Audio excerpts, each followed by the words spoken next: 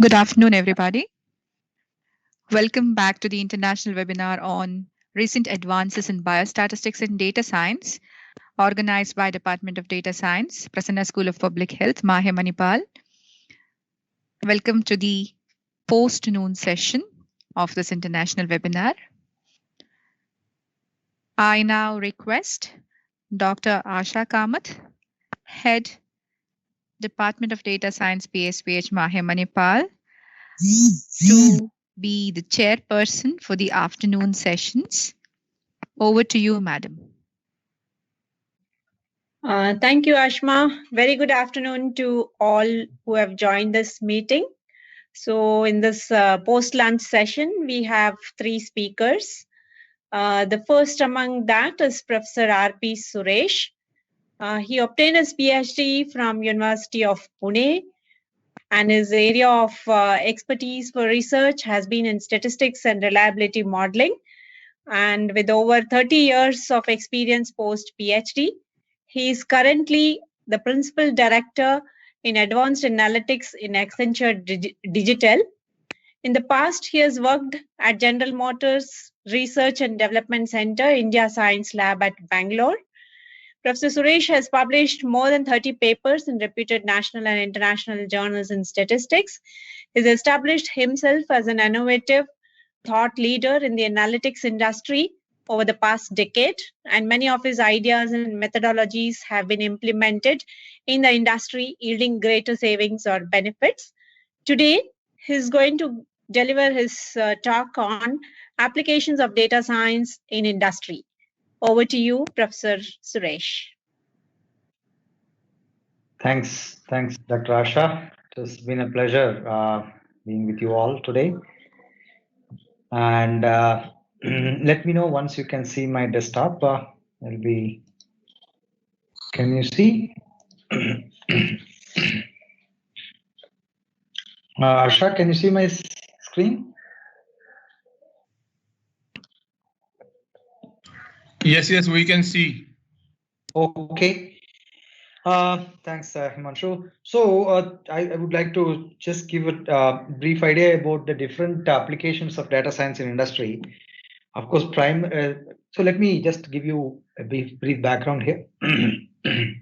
I'm sure all of us know that, so as most of you are students of statistics, and statistics has grown in different directions and has also taken new avatars, and some of these new avatars include analytics and data science and so on. Of course, there are a lot of things. Whenever you take an avatar, you add a lot of features to it, right? I mean, if you look at Dasavataram of Vishnu, so you see that every time the Vishnu takes one avatar, there are some specific features of it, right? So each of those features come out, and so in this particular journey, so the statistics has earlier, so in fact, the good old days, you can see that probably, statistics started as a just a pure mathematical exercise, so wherein, you have a lot of mathematical statistics, and especially in the early 90s and all, early 1900, I'm talking about early 1900s, people were, deriving mathematical expressions and, proving certain results, basically to see that how sound are the results based on data, right? And how can we use that for conclusion? So that is where initially the whole development started, and then so somewhere down the lane we found that more than all that proof and other things, but what is important is when with the advent of computers, it became very evident that statistics as a discipline is a data science, is basically a data-driven approach, and it basically starts with the data, tries to see what are the insights in the data, and that is then grown into how, and also how we can basically look at analysis of the data, and that becomes analytics, where we also brought in a different kind of IT things into picture, like the kind of systems we had and so on. So all those things, so the data was available plenty in, for example, an SAP system or ERP system and so on. So utilize that to derive better results, insights, better results, and that is when it sort of moved into data science also. As a science, what does the data tell? How do we model the data? How do we get information out of that? That's basically all this is all about. So this is what I'm going to talk about today: statistics in industry and analytics and data science, the latest avatars of statistics. The application statistics, specific applications in industry, because I'm currently working in supply chain analytics team. So I just want to give you a brief idea about it. And that also has assumed a lot of importance today, particularly given that a lot of constraints are there in the supply chain, a lot of constraints are there in production, a lot of constraints are there in reaching into the customers and so on. So just give me a second. I think there is some background noise.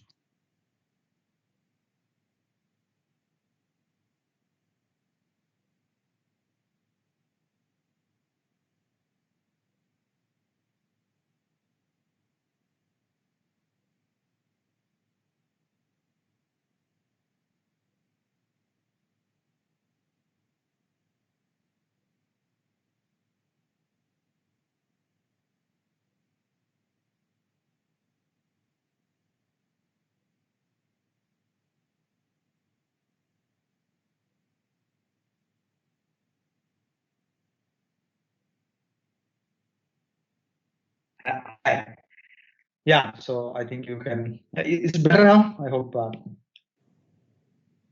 it's fine. So these are some of the constraints we have when we work from home. So I'll be talking mainly about, briefly about supply chain analytics, and then also briefly outline what are the issues in industry, and then we discuss a case study.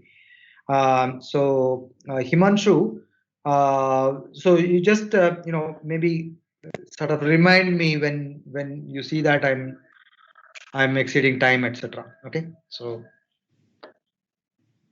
that's I just need that reminder, because I would be basically talking about, and also to all the participants. I will be happy to interact with you, be it an interactive session rather than going with me talking and then you asking questions or typing some questions there and all of that. So let's have a direct conversation.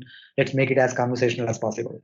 Okay. So please, if you have any questions anytime, just unmute yourself and talk. I'm perfectly fine with that. Okay. So let's look at these. So what are the statistics, applications of statistics in industry? I'm sure all of us have heard about different manufacturing industries, right? So some of them could be, for example, manufacturing water bottles, manufacturing, Pepsi, Cola, and stuff like that. I mean, there are different things. So I'll just take one small example, right? So, for example, there is this. Let's take, for example, Aquafina. Aquafina water bottle. Of course, I'm having a bigger bottle here today because these days we are at home. But otherwise, so we use these bottles, no, right? Mineral water, whatever, 500 ml bottle, right? So if you look at this, there are different kind of, how do we determine what are the issues over there? What are the quality issues, or what kind of a problems that does exist in that industry? So we buy those bottles. So it may be 10 rupees, 20 rupees, 1 liter, and stuff like that. So when we buy that, we believe that it is of good quality, right? So how is quality defined? What is quality here? In this particular example, I'm talking about water bottle, 1 liter water bottle. What is the quality? Anybody? How do you measure quality here?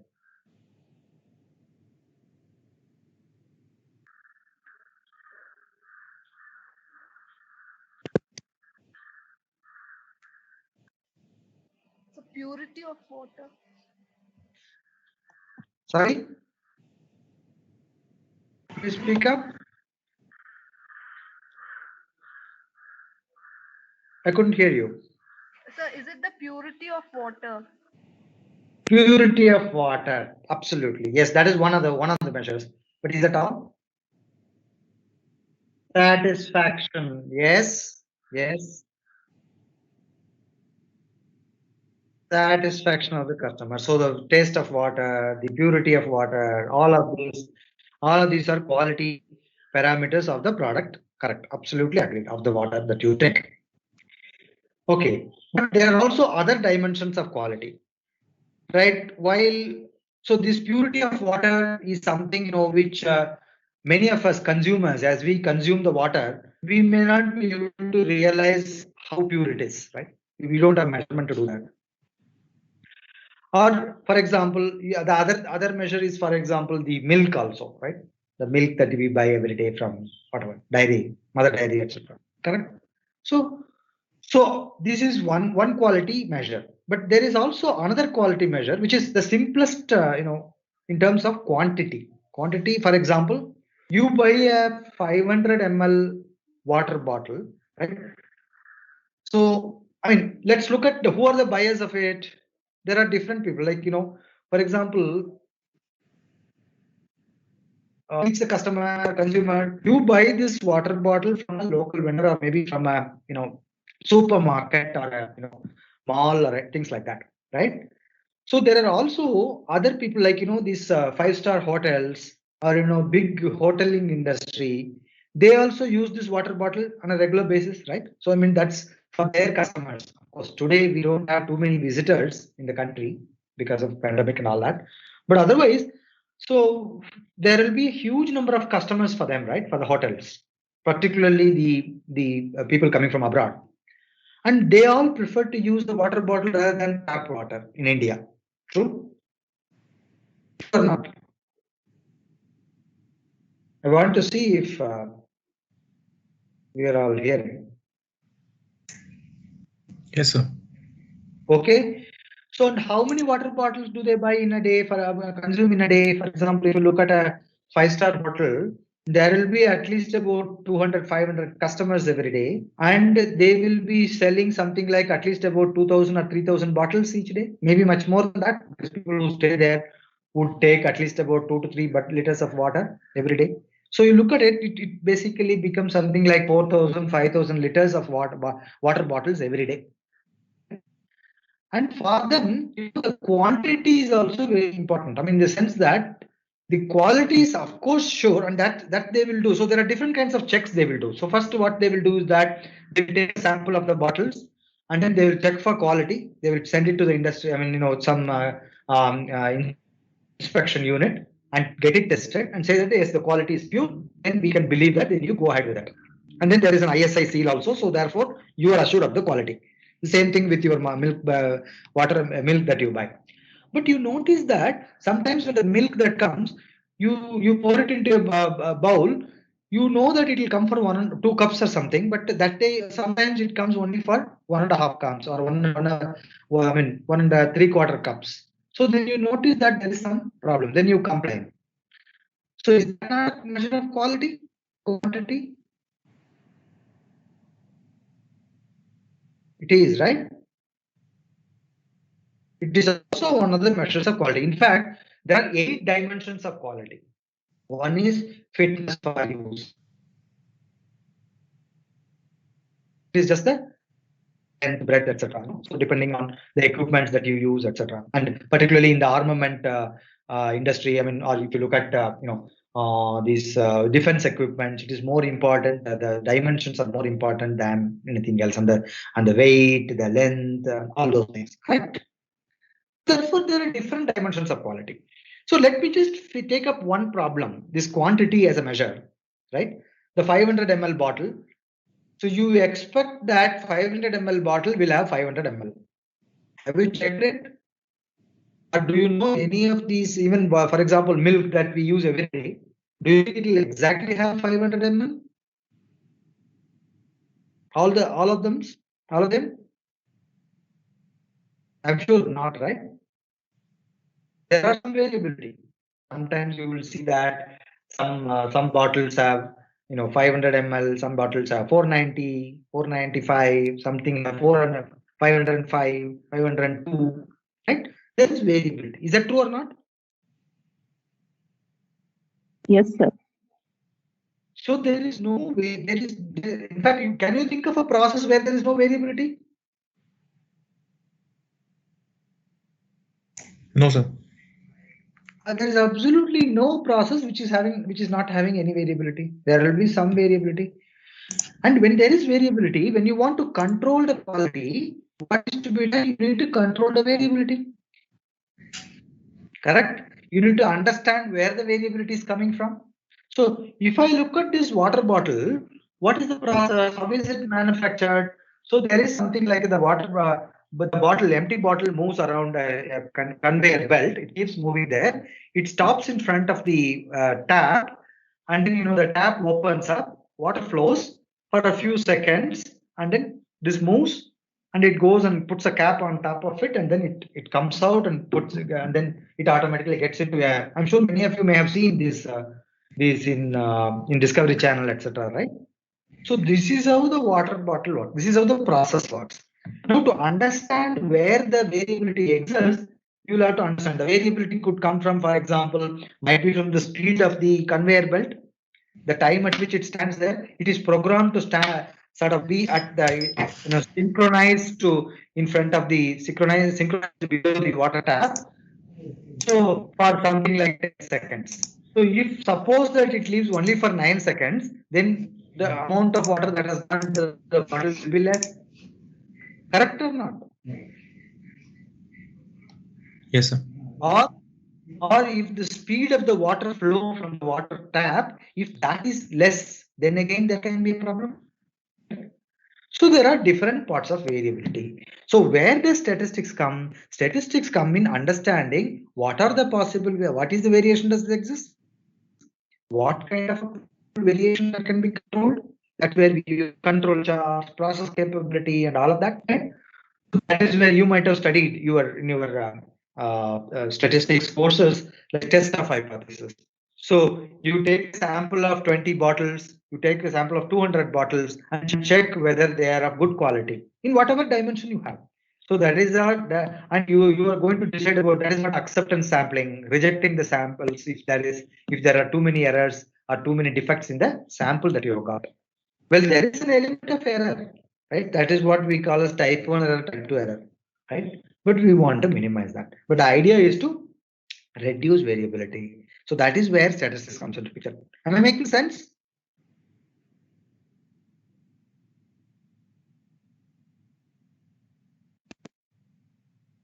And then reliability.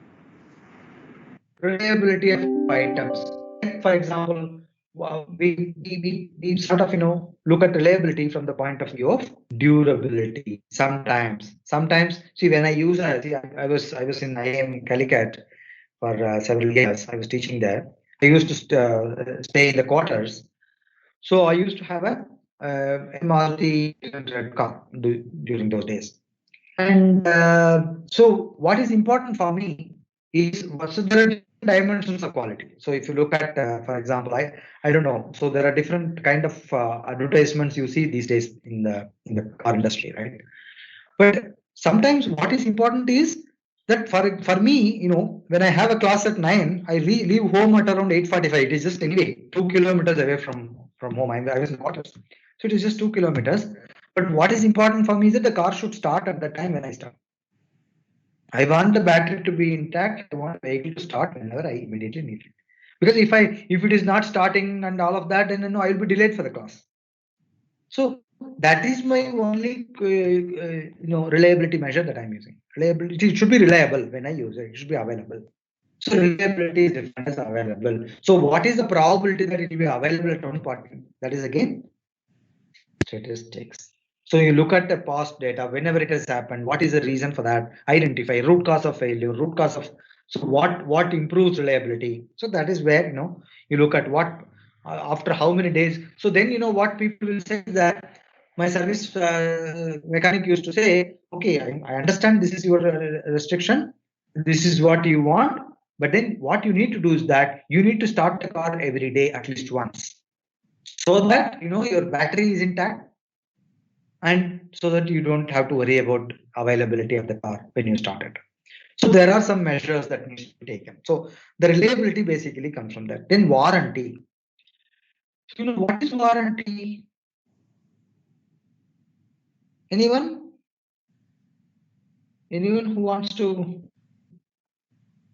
sort of take this call? What is warranty?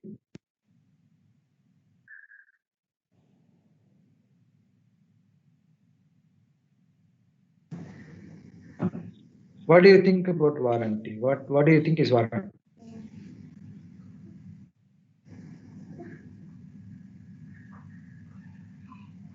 Is anyone talking? Shall I, sir? Yes, please go ahead. Yeah, so I think there's a difference between guarantee and warranty. And when we say warranty, it's on the product, like the parts of the product that we give the assurity that will be functioning. Is that the assurity is guarantee, right? So you assure that something will be functioning. That is guarantee. Yeah, warranty is on the product. That's what I believe. It's also a product. It's also a product. I don't think there is any difference between product and product. You can have a product which is going to be 100% working, which will definitely work. That is guarantee. You guarantee that this will happen. You guarantee that it will function. But you cannot guarantee, right? Because for any product, it's all after all a mechanical product. It can fail. It can fail. You cannot guarantee. But warranty. Sorry, please go on mute. So warranty is something where you say that if it fails, in case it fails. So please go on mute. In case it fails, right? In case it fails, we will replace the product. That is warranty. We give you a warranty against it. Warranty means it's an assurance that the product may fail, but I will give you a replacement for that, or I will rectify the error and give you back. Are you able to understand the difference between warranty and guarantee now? Yes, sir. Thank you, sir. Yeah. Okay. But now tell me, there are several products for which you get warranty. Warranty of 1 year, warranty of 3 years, warranty of 5 years, warranty of 6 months. Correct? How do people give warranty? Basically, the product has to function well. So if you're giving a warranty of up to, say, let's say 1 year product warranty, for example, we give 1 year warranty to a car, right? So when you give 1 year warranty to car, you ensure that there are not too many items that are failing by 1 year. Suppose you're selling 1 lakh 1 lakh cars in 2020, and you give 1 year warranty. So if out of 1 lakh cars, you don't expect more than 1,000 or 2,000 cars to fail. If suppose that out of 1 lakh warranty, 50,000 cars fail, that means you will have to replace all of that. You have to repair all of that. You need to have a separate, establishment to do that. Correct? And it is not profitable. Agreed? So warranty has to be something. You give a warranty of some time with the understanding that the probability of failure by that time is very, very low. Probability maybe 1%, 2%. You're not going to give too much of warranty. Am I right?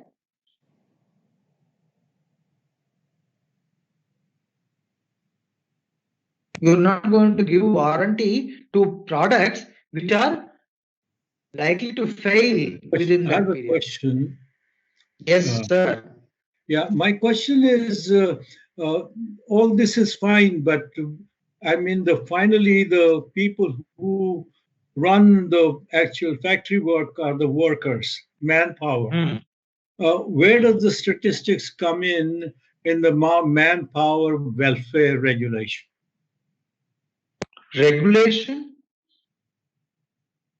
Regulation of manpower welfare. I don't mean regulation as a noun, but no. Okay, you mean how to regulate? How is the manpower welfare regulated through statistical analyses in the industry? That's the question. Welfare regulation. Okay, I mean I understand your question, but this is basically you're talking about. So there are different approaches. We have something called human resource analytics. So wherein you look at where are the how the customer, I mean how the employees are, when are they wearing out, what is the so you need to sort of basically take so we have some of those things wherein people look at they collect different data. When do people leave, when they get fatigued, when their efficiency goes down, when they are not feeling much interested and all that. So they understand what is causing those kinds of behaviors of the employees to maybe move out or go something different, etc. So those are the things which be where statistics is used. For example, you see that most of the time people get fatigued when they work overtime, right? Or when they see that there is a routine kind of a work that they do and they don't get recognized for that, or so things of that kind. So that is where we need to bring more challenges to their work, or more diversity to their work. So those are the things. I mean, first thing comes about understanding their behaviors, understanding their nature of work, and collect the data on what are the issues they are facing and what are the common issues which most people are facing, and try to see how we can what are the times at which they have felt or found helpless, etc. Yeah. Okay, thank you. Yeah. Thank you so much. Okay, so we are talking about warranty. So that is where for example, I mean, I'll of course go take a case study on this. I mean, once we introduce different analytics in industry, and so there is always this issue of how to compute the probability of failure, because the failure happens because of different reasons. Particularly when I take a car, right? The car is being used by a client, by a customer, in different conditions. Sometimes people drive in very smooth roads, national highways, sometimes state highways, sometimes district roads. Sometimes in India, people drive where there are no roads. So how can you guarantee? How can you warranty? So, but in fact, you do warranty for 1 year. So that means that you need to understand where does the failure happen, why does the failure happen. So you need to understand all of that. That is where you need to use different factors, the usage pattern. What is the likely kilometer by which you are expected to have the failure? So so this is where reliability modeling and other things develop, and there are this Cox's proportional hazards model and so on and so forth. I don't want to get much into that.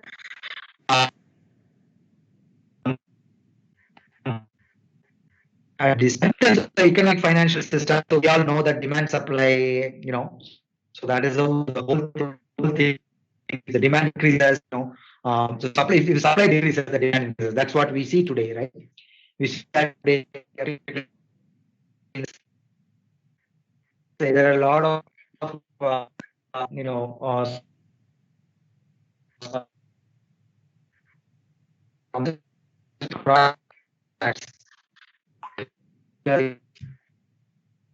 not full.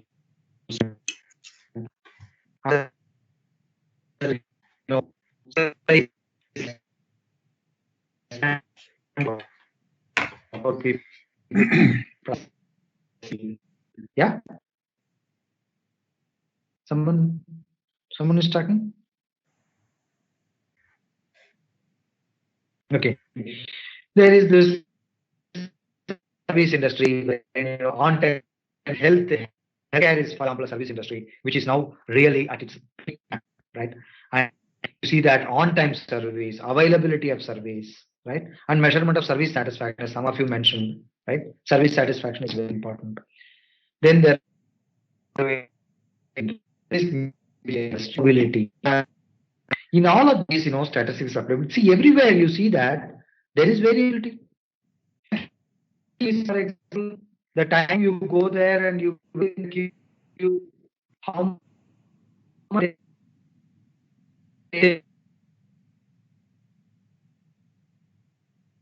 so sometimes it has one that's where statistics apply, and data experiments is something I think one of the earlier speakers talked about it, and that is where you can see that design of experiments plays a major role in fixing up the variable. Right. And there are different around in the wherein you to see the return of investment about it, And then we will move to case study. Then failure analytics, warranty, customer analytics. Customer analytics is again one of the areas which is driving most of the customers and most of the products. So you see that a lot of there's a lot innovative products that happen. So understand. And then people use it. So, for example, when I was in general, we wanted to understand for who are the people who are using, let us say, the car. I mean, I'm talking about there are different segments of cars. So I'm talking about, let us say, the L1 segment, the lowest segment, say Maruti 800, etc. Alto. Now there is no 800 now. Alto, for example. So Alto or Nano, if you take who are the customers who are using it? What is the average purpose for which? What is the purpose for which they use? They use the car to take kids and come back. Maybe go to supermarket and come, or maybe go to the vegetable vendor and come back. So people don't use this car for a long drive, right? So if you understand the customer behavior, that's what is called customer analytics. Understand the customer behavior. Who are the people? What is the age group of the people? Are they likely to do? What is their profile? What is their performa? Right. So you understand that will help you to design new products which will help them. Right. I think, for example, that is exactly what Tata has done. Right. So they wanted to understand. People use the for small errands and all, people use the two-wheeler families with 4 people sitting in the scooter. So they wanted to have this small car which is affordable, but at this safety and security as well. So that is how that customer analytics is very important, which is driving the innovative products. So let's get into this. I mean, so Himanshu. Yes, sir. I have 10 minutes. I have 10 minutes now, no? Yes, sir. Or more than that. So you have approximately 10 minutes. Or more than that. All right, that's fine. So let me just briefly introduce the time supply chain and where all the different variabilities come. So as you know, supply chain consists of what do you mean by supply chain? Anyone? Any student?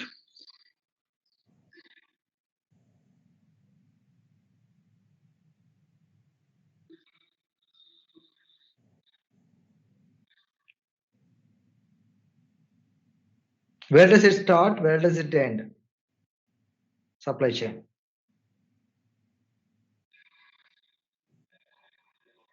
Okay. Supply chain consists of all stages involved. So it is basically starting when you procure the raw material to manufacture. So start to the end customer. You produce a product and then you reach it to a client, to a customer. This entire chain is called a supply chain. The entire process, right? It consists of different stages. Direct, right? Sometimes it is on demand. Sometimes it is so it is a pull market, right? So you understand the demand and you manufacture according to the demand. That is a pull strategy. There's something called a push strategy, right? You manufacture certain items, push it to the market. Say that, hey, all these FMCGs, fast-moving consumer products, these are all coming from push market. So we have not felt the importance of many things. I mean, sometimes I just during these last 6 months I realized that many of the products, because we never go out, you are in the lockdown situation where all what you require is a food items, all everything else that you can be postponed. Everything that you want to buy can be postponed. They are not important. But how have we bought all of this? Many of these by a push strategy. Right. So there are different stages involved, and there are different manufacturers, suppliers, transporters, and so on and so forth. So supply chain encompasses all facilities, functions, activities in production. So the production, there can be delay in production, right? There can be failure in production. There can be defects in production. So how does the production because of some quality? So where statistics help in understanding how many defects exist, where does the defect exist? So that is where this ISO system comes in, which says that what is the batch size where it was manufactured. If you see a defect, if you see more defects from that particular batch, identify what exactly went wrong there. Is that something to do with the human resource who was working there, and the person who was working there? The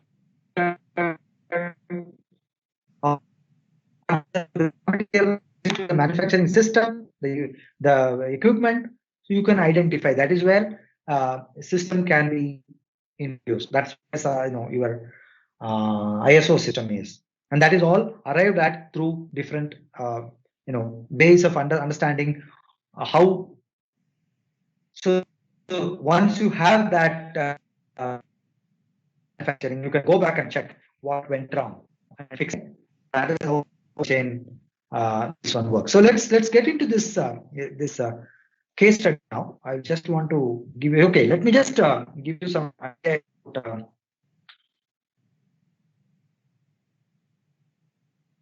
I'll just tell you where are these things useful in supply chain. So you see that there are different things which are regression.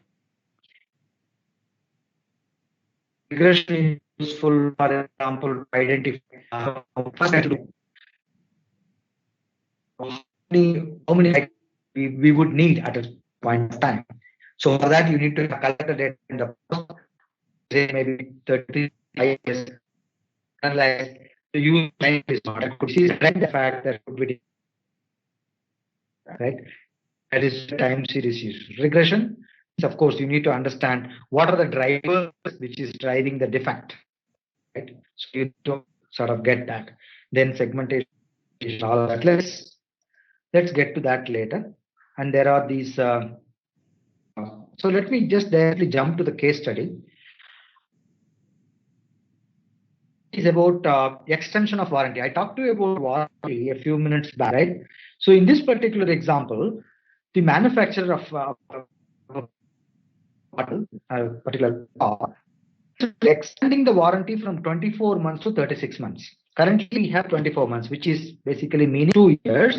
They want to extend to 3 years because there are other manufacturing companies like Toyota. They're giving 3-year warranty, 5-year warranty. To see 24 months, 36 months. It means, is it possible to additionally for warranty? Many products have additional warranty. This is of course useful for many things, for automobiles, PCs, electronics, appliances, and all, right? So to take an extension of warranty is very important. It's also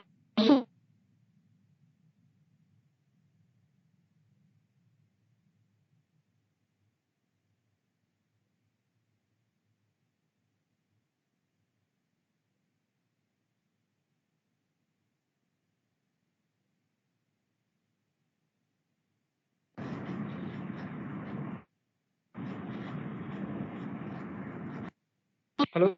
Hello, sir. Yeah. So there is some connectivity issue on your side, sir, I think. Audible? Yeah, now you're audible, sir. Okay. So I'm having collected the data of the past few years to understand the failures that have happened. Data only for 36 months. I have 36 months data. I want to predict for 60 months. That is, if I can extend for 5 years, from 3 years to 5 years. I have data because what happens. There is clarity that give me a 3 years. Whatever problems comes, I will take it to a service station. The author, right? Even if they place there. So instead of that, you go to some local mechanic and he will get it repaired. This happens with laptops. This happens with mobile. This happens with every item. Is that true or not? So therefore, we have data only till 36 months, complete data. Rest of it, we don't have. We have partial data only. Correct? So the initial stages, you can get this. You can get number of failures up to 6 months, up to 12 months, 6 to 12 months, 12 to 18 months, 18 to 24 months, and 24 to 36 months. Our interest is to predict N6 and N7. Right now, if you have, for example, if I want to predict for the current model, how many items will fail, how many products will fail up to 12 months, I can simply predict that it is going to be percentage N2 kind of a thing because I have full data. But for this, I don't have a data. It is censored. Do you see the problem? So how do we predict it? I did, of course, some research work. I found that people have used this. They use some Weibull distribution, and some of them use some Bayesian network and all that. But I came up with a very simple methodology. I looked at what is known as spacings. Spacings means what? So what I do is that I arrange the data of failures. I arrange the data in the ascending order, the order statistics I take. Then I take the spacings. That is the difference between first failure and the second failure and the third failure. That is the spacings. Now, look at this graph. I'm having a spacings for the 36. What do you understand here? This number of items which have failed. No, I'm having this. This is a histogram of that. So you see that there are normally most of the failures are around this, inter-arrival. So the spacings, what does it indicate? When does the next failure occur? Right? What is the spacing? Right? Suppose you have already 10 failures. When does the 11th failure occur? This is the difference between that. It takes 80 hours. It takes, like, this is what it is. Units are in this. So that's the spacings I have. Now, this is where, there is a constant failure. This is a constant failure. That is, what I mean is that if 100 items have failed, the 101st will fail in the next 5 minutes, next 5 days, next 10 days, right? Now, what I am saying is that here, the average number of time that is taken is 30 days, right? The same thing is applicable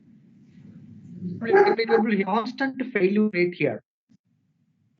So therefore, I can go ahead for this component. I can go and say that there will not be too many failures in the near future because the failure is actually stabilizing here. So there is no too many failures in the future. So you can go ahead and extend the warranty. Whereas I look at the other component. You see that compared to 20 months, the inter failure times is increasing here. Do you see that? There is an increase in failures here. This is a bathtub shaped curve. So you see that it is increasing here. Therefore, for this component, it is risky to give a extension of. This is a very simple statistical method. So then, I did the simulation and I did that. Okay, if it is, what is the percentage of error? And I'm able to predict it more than 90% accurately. I'm able to predict more than 90% accurately. I have the actual data and I got this done. So this is just a simple method. I just wanted to briefly explain to you. I'm open to questions. Sorry, I think I've taken a couple of more minutes.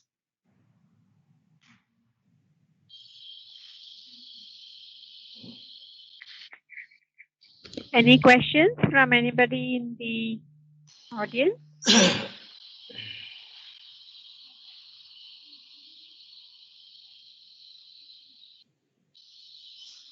Hello?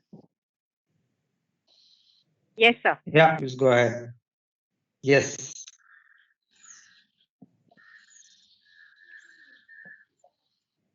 Yes, Professor Sohad Modak. Any questions?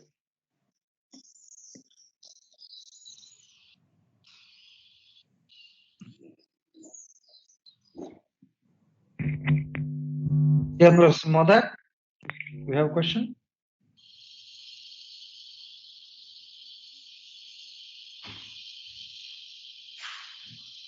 Okay, anyone else?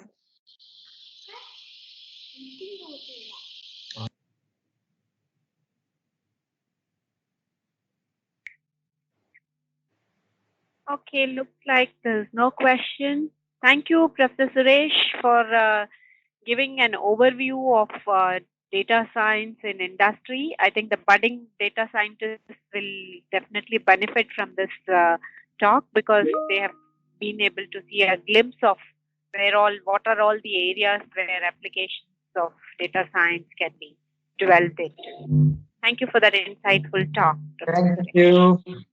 Thank you. Thanks, everyone. Okay, we move on to the next session. The next speaker is a PhD from Banaras Hindu University, Dr. Vikas Kumar Sharma, very ardent researcher who has expertise in statistical inference, distribution theory, and computational statistics. With over 7 years of experience in academics and research, Dr. Vikas has 25 publications in reputed and national and international journals in statistics in a short span of his academic career. He is also a reviewer for more than 15 international journals and a guest editor for a special issue on topic of lifetime data modeling of Austrian Journal of Statistics. Today, he is going to deliver his talk on some new extensions of statistical distributions for modeling lifetime data. Over to you, Dr. Vikas.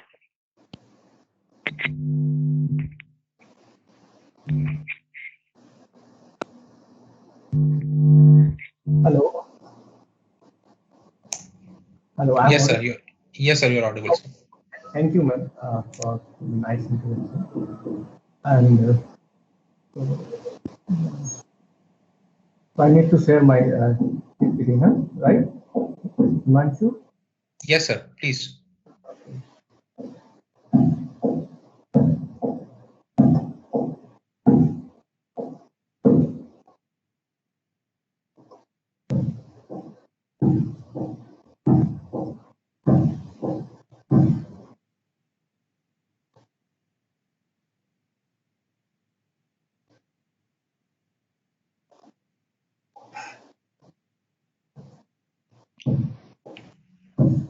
Yes, sir. We can see. Okay. Is it visible? Right. Yes. Okay. So in this talk, I will be discussing about three extensions of statistical distributions, especially with reference to lifetime data modeling, which are useful in reliability and survival analysis. So as we know that the statistical distributions are used to describe the statistical probabilistic behavior of any random phenomena, which commonly arises in every scientific knowledge. So specifically in survival analysis, where we deal with, we analyze simply lifetimes or failure times of equipment or human beings, and we try to estimate like average life, what is accepted life of the equipment, or maybe patients of suffering from particular disease, or maybe a survival and reliability probabilities. Basically, I consider here three problems. My basic focus is on failure rate, that is failure pattern of the lifetime's data. Accordingly, we can choose the distribution. So this is simply our objective is to simply estimate the expected life and survival probabilities of deaths of patients, or maybe in reliability, especially for failure times. So there are a number of probability distribution, it is difficult to choose a better one for the given situation.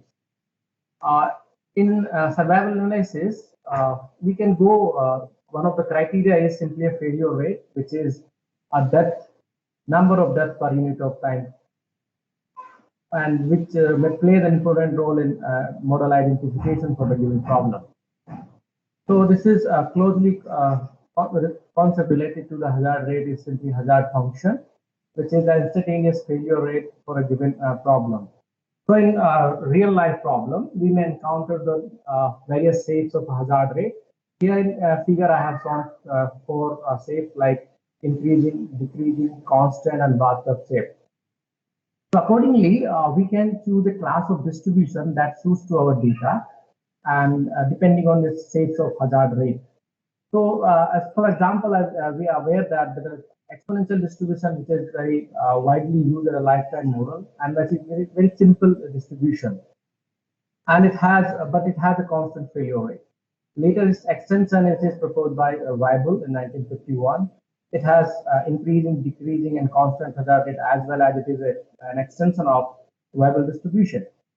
And one other popular distribution is parallel to the Weibull is simply gamma distribution, which also have the same characteristics like Weibull has.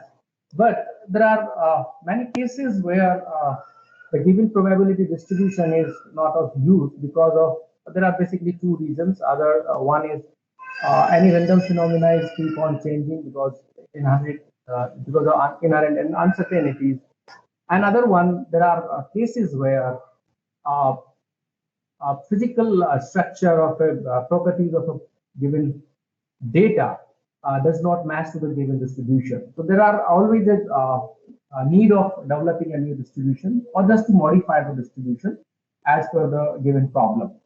So similarly, in the same line, means Weibull distribution is further extended to bathtub data sets because we know that Weibull is simply increasing, decreasing, and constant hazard rate, but it was not useful for fitting a bathtub hazard rate function, which is very special, which has very special applications, reliability, and survival analysis.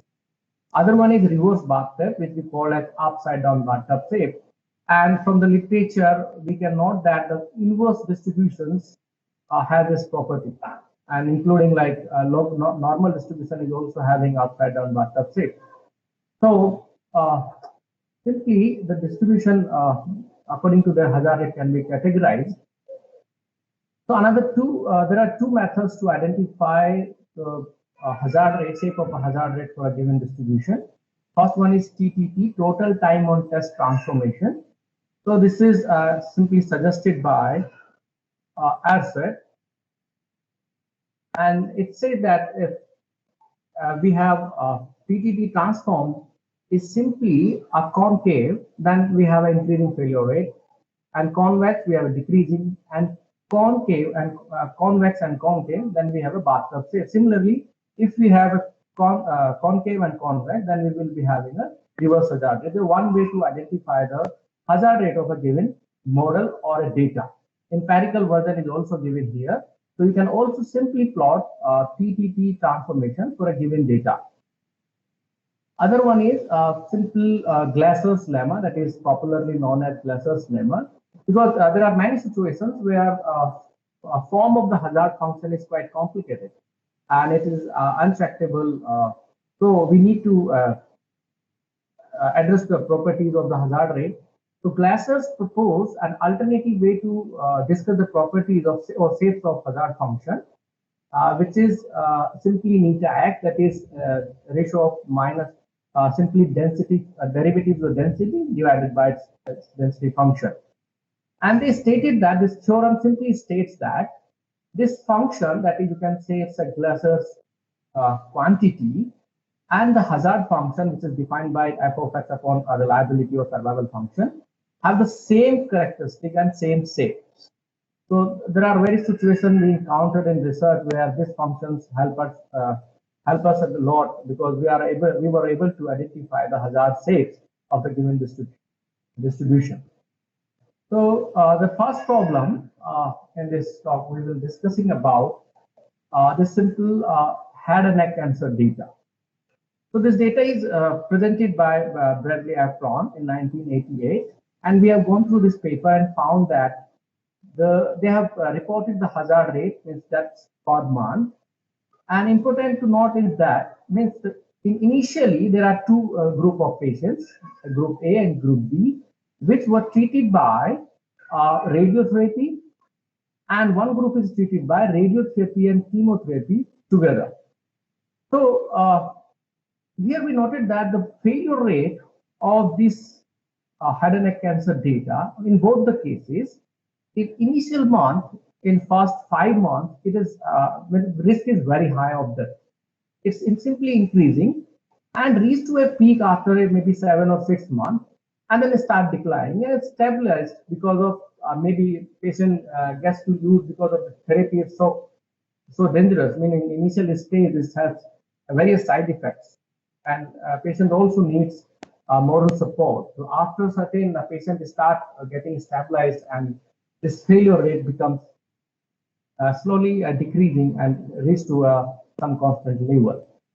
So this we find that there are very less number of probability distributions to fit this kind of data sets. There are a number of probability distributions which are specifically proposed for bathtub save, but this reverse bathtub save is less explored. So for this fitting of this data set and analyzing this data in a parametric setup, we try to search our distribution.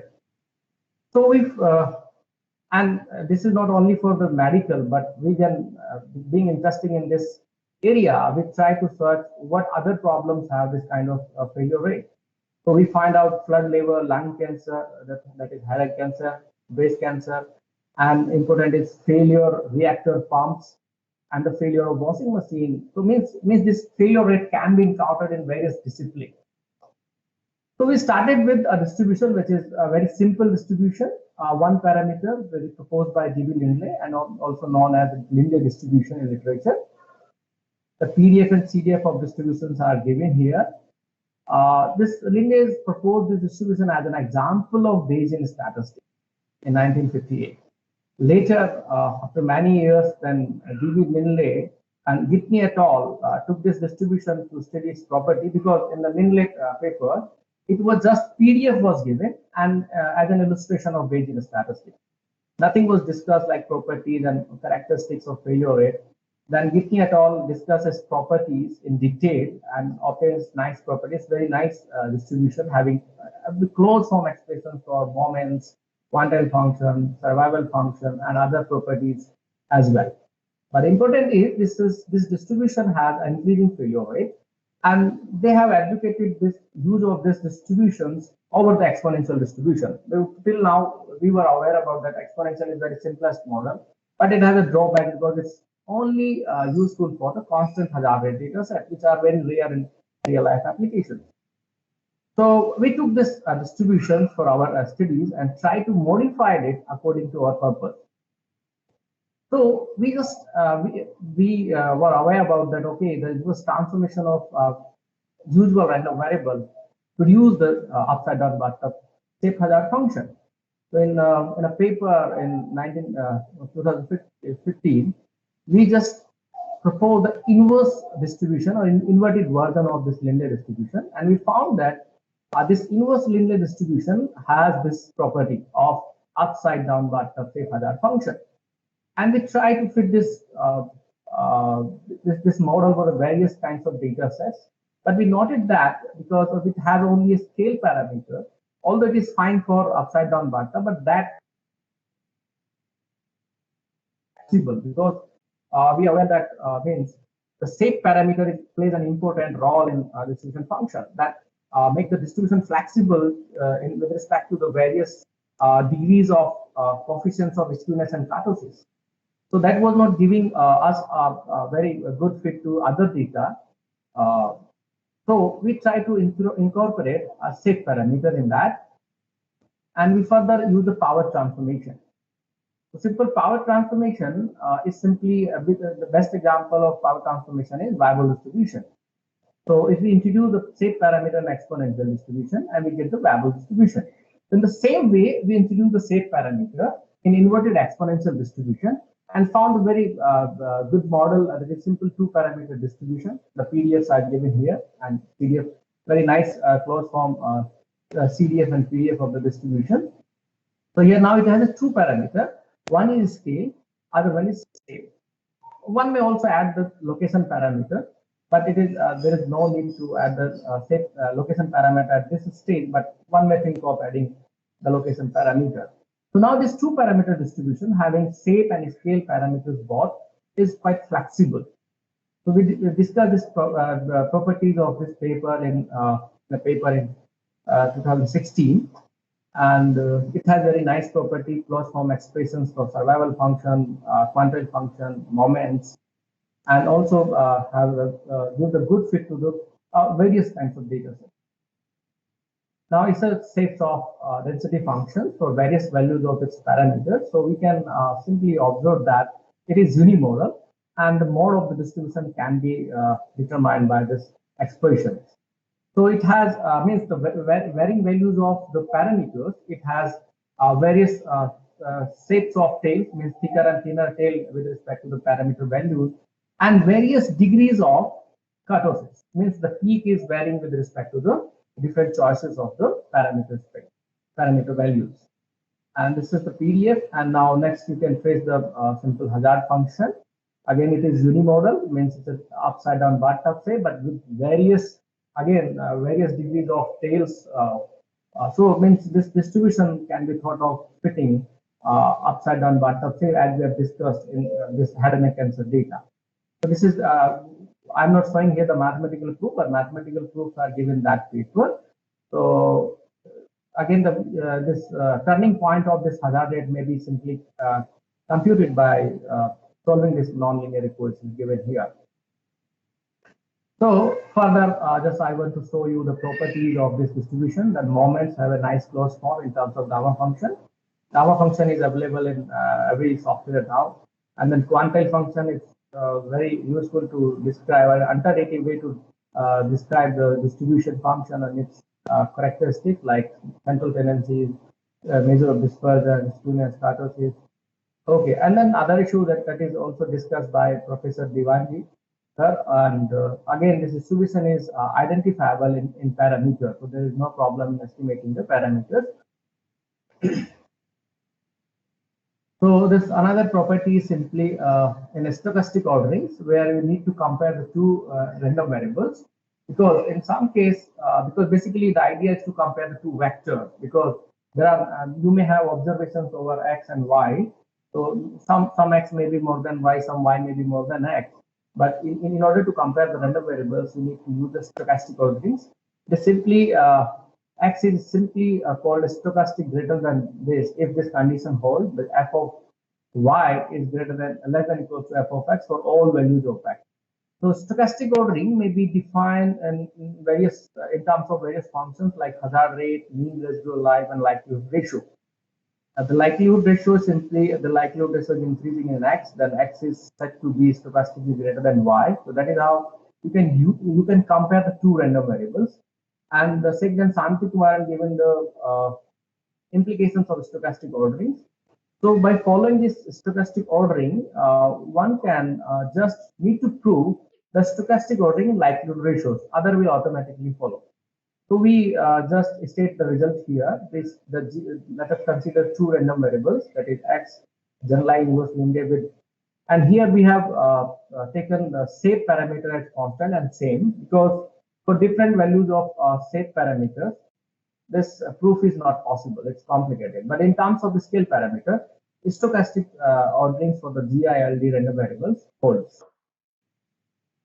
Another important concept in survival analysis or reliability theory is test and reliability.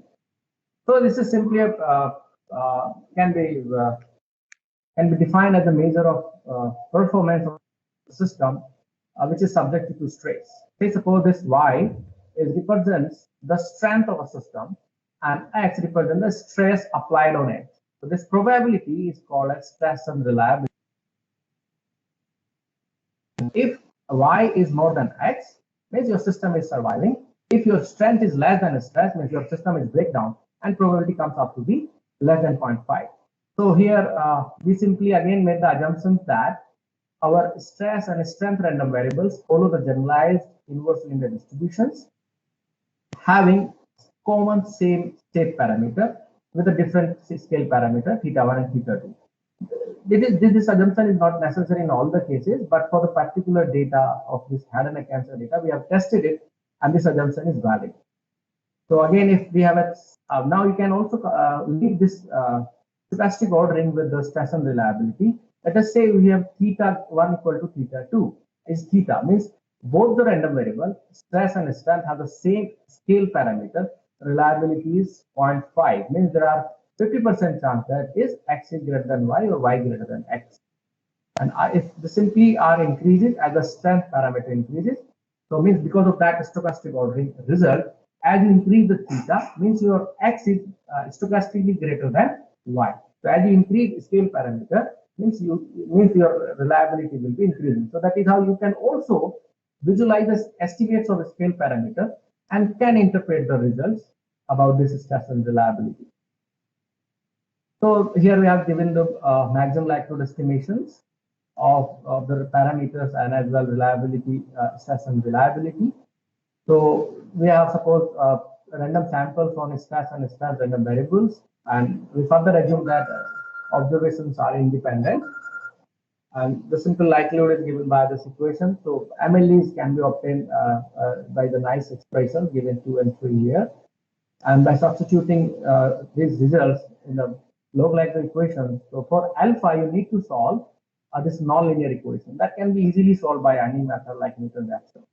So once the MLEs are obtained for of the parameters of theta 1, theta 2, and alpha, by using invariance property of MLE, one can easily get the estimates of stress and reliability. So now, first I would like to present this one applications of this GILD distributions.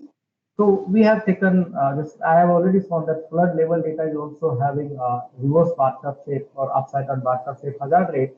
So we first check the goodness of fit of the GILD with existing distribution, which having the same properties of the reverse bathtub shape. So we considered like inverse Lindley, inverse exponential, both are one parameter are having upside down bathtub shape hazard rate.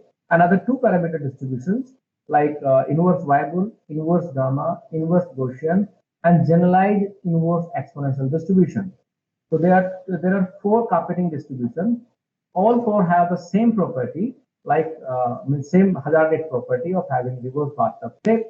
And we use the AIC, BIC, and KS statistics criteria to assess the goodness of it. There may be various situations where means your model may be accepted on the basis of KS statistics.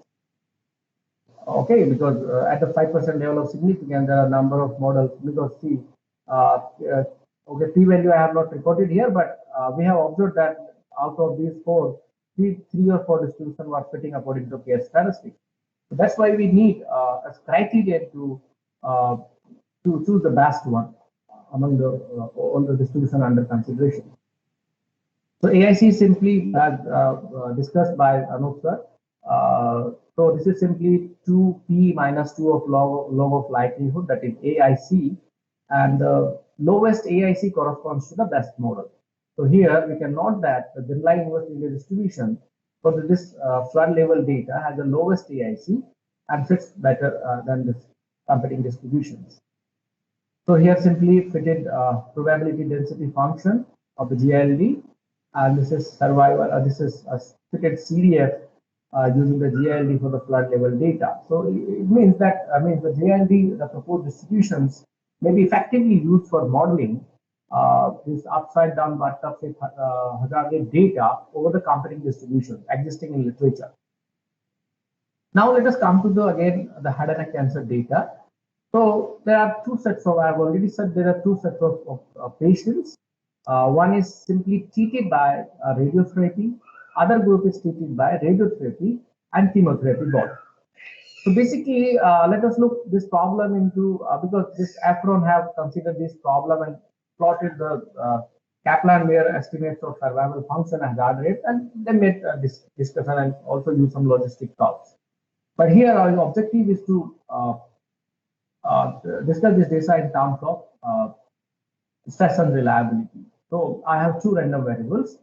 One is simply, so my objective is to what is the probability that TT and RT, means the survival of the patients treated by combined therapy, is more than that of the patients treated by the radiotherapy only. So again, I simply use the GILD distributions, and I just compare GILD with its submodel, that is inverse linear distribution, again KS test and AIC criterion. So we can see that the GILD is better than its submodel. It is obvious results, but I want to show that because the additional set parameters plays an important role in data fitting. So we just added the shape parameter, and now it becomes quite flexible and model to model modeling the real life data sets. So I just use the maximum likelihood estimates and the confidence intervals for this data set. So the R hat is simply maximum likelihood estimates of this stress and reliability is 0.6089. Means that which indicates that the survival of the patients observed under combined radiotherapy and chemotherapy is greater than that of under RT alone, means radiotherapy alone. That is our conclusion on the basis of this distribution. This was the first problem of fitting upside down bathtub shape hazard rate using a new distribution called the line working distribution. Now let us consider the second problem. So we have a failure times of 18 electronic devices. This is given in Wong 2000, which actually discuss the applications of bar distribution for this data set. But we have noticed that because bar distribution having some increasing and decreasing some kind of hazard rate, but not having okay, this is additive, and they have discussed the additive bar rate, which also having a bathtub shape failure rate. So we just plotted its PTT plot, and we found that this is first convex and then concave. Means the hazard rate of this data set is bathtub shaped. Then we try to look into the literature. Can we propose, because this data set is also used for modified Weibull. Zhai et al. Proposed the use of modified Weibull distribution over the existing simple modified Weibull distribution for modeling fitting with this data set, which is having a bathtub shape failure rate. But this distribution is quite complex and having 3 parameters. If including location, now it has 4 parameters. So it becomes difficult to estimate its parameters. If you especially deal with the sensor and Bayesian analysis, it becomes complex. We try to search a simple 2-parameter distribution for this problem. So we find a very interesting distribution, which is actually a very less explored, surprisingly, in statistical literature. That is teaser distribution. So the teaser have proposed this distribution in 1934, and this was unknowingly, maybe I think Muth was not aware about this teaser paper, and Muth also reported the same hazard rate and failure rate or CDF of the distribution for reliability fitting. Jodra et al. Recently in 2015 drive the properties of this teaser distribution, but they refer this distribution as a Muth distribution. So while searching the literature, and I go back to the literature and find some thesis somewhere, and then I find this paper is this model is quite old, proposed by Teaser in 1934. So in our paper in 2000, just recently, a few months back, published in Journal of Applied Statistics. So we call it again, we mention every literature related to this distribution. There are 2 other papers very old, around 1950 and 1945. So this is, we call it teaser distribution, but in literature it is also known as Muth distribution. Okay, so this is very simple 1-parameter distribution. Hazard rate, this theta power theta x minus 1. It's simple increasing hazard rate distribution again. And now we consider this distribution to modify it for fitting the bathtub shape hazard rate. So we use the simple power transformation. Okay, this is simple power transformation, means it is also known as Lehmann type 1, and there are Lehmann type distribution, which is simply you raise the some constant power to the given underlying distribution CDF, and again it also holds all properties of the CDF. So simply CDF to the power alpha. So now by introducing shape parameter by this method is called exponentiated method or exponentiation. And this alpha is known as, actually this is a shape parameter, but in some literature you find that the exponential parameter. So we simply introduce the shape parameter by this exponential method, And we get the two parameter distribution having shape and scale both the parameters in density function. And these are the shapes of density function for less than alpha and greater than 1. Alpha is greater than equals to 1. So it has various shapes of the density function, like negatively skewed, positively skewed, leptopatic, platypatic, mesopatic, symmetric. Okay. So it can possess various shapes of the density function. And this is the shapes of hazard function. So one can note here that from the figures that now by just earlier it was just teaser distribution having a simple increasing hazard rate. But now once we do the exponentiation and do the shape parameter by using this method, now this distribution is now flexible for modeling three kinds of hazard rate data: increasing, decreasing, and bottom. Okay, now this becomes very flexible, having various degrees of skewness and kurtosis as well. So again, we have discussed these properties. Proof can be found in published paper. This is also identifiability moments, very nice closed form moments in terms of exponential integral. Quantile function can be obtained in very nice closed form using Lambert W function. And these functions are available in R, maybe SAS, maybe other statistical softwares.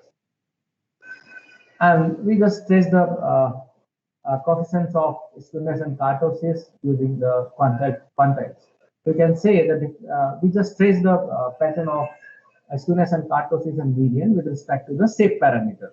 Okay, so with various values of shape, it has means it's a high peak, lower peak, normal, symmetric, and it is always a positively skewed distribution. For nearly alpha equal to 2 and theta equal to 1, it has almost symmetric shape. And as alpha increases, median is also increases, means shifted to the right on a density function. So these are the shapes of density in terms of coefficient of skewness and kurtosis. And again, one can drive the expressions for stress and reliability.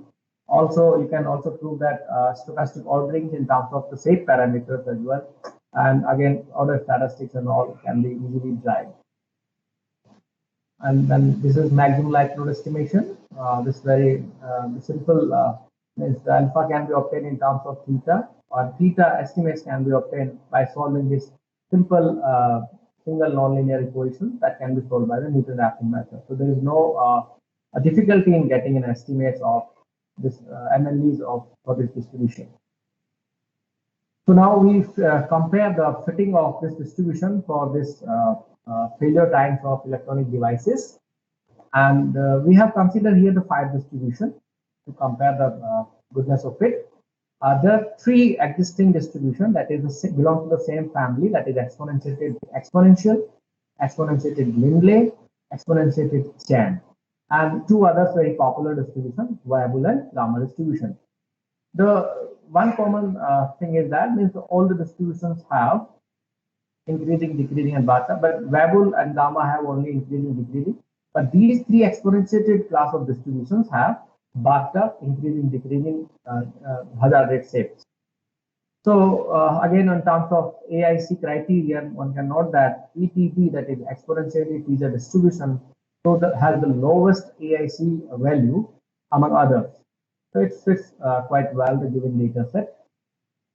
So here it is fitted density function. This is ETD, it fits well the data. Again, this is okay. This is a probability plot, that is simply empirical versus fitted CDF plot. So it means this graph simply indicates that, means suppose what is the idea is that simply shows the close agreement between the empirical and fitted CDFs. So if suppose hypothetically suppose my empirical and my fitted CDFs are same, so what will happen? We will get a line equation that is y equal to x, means a straight line diagonally.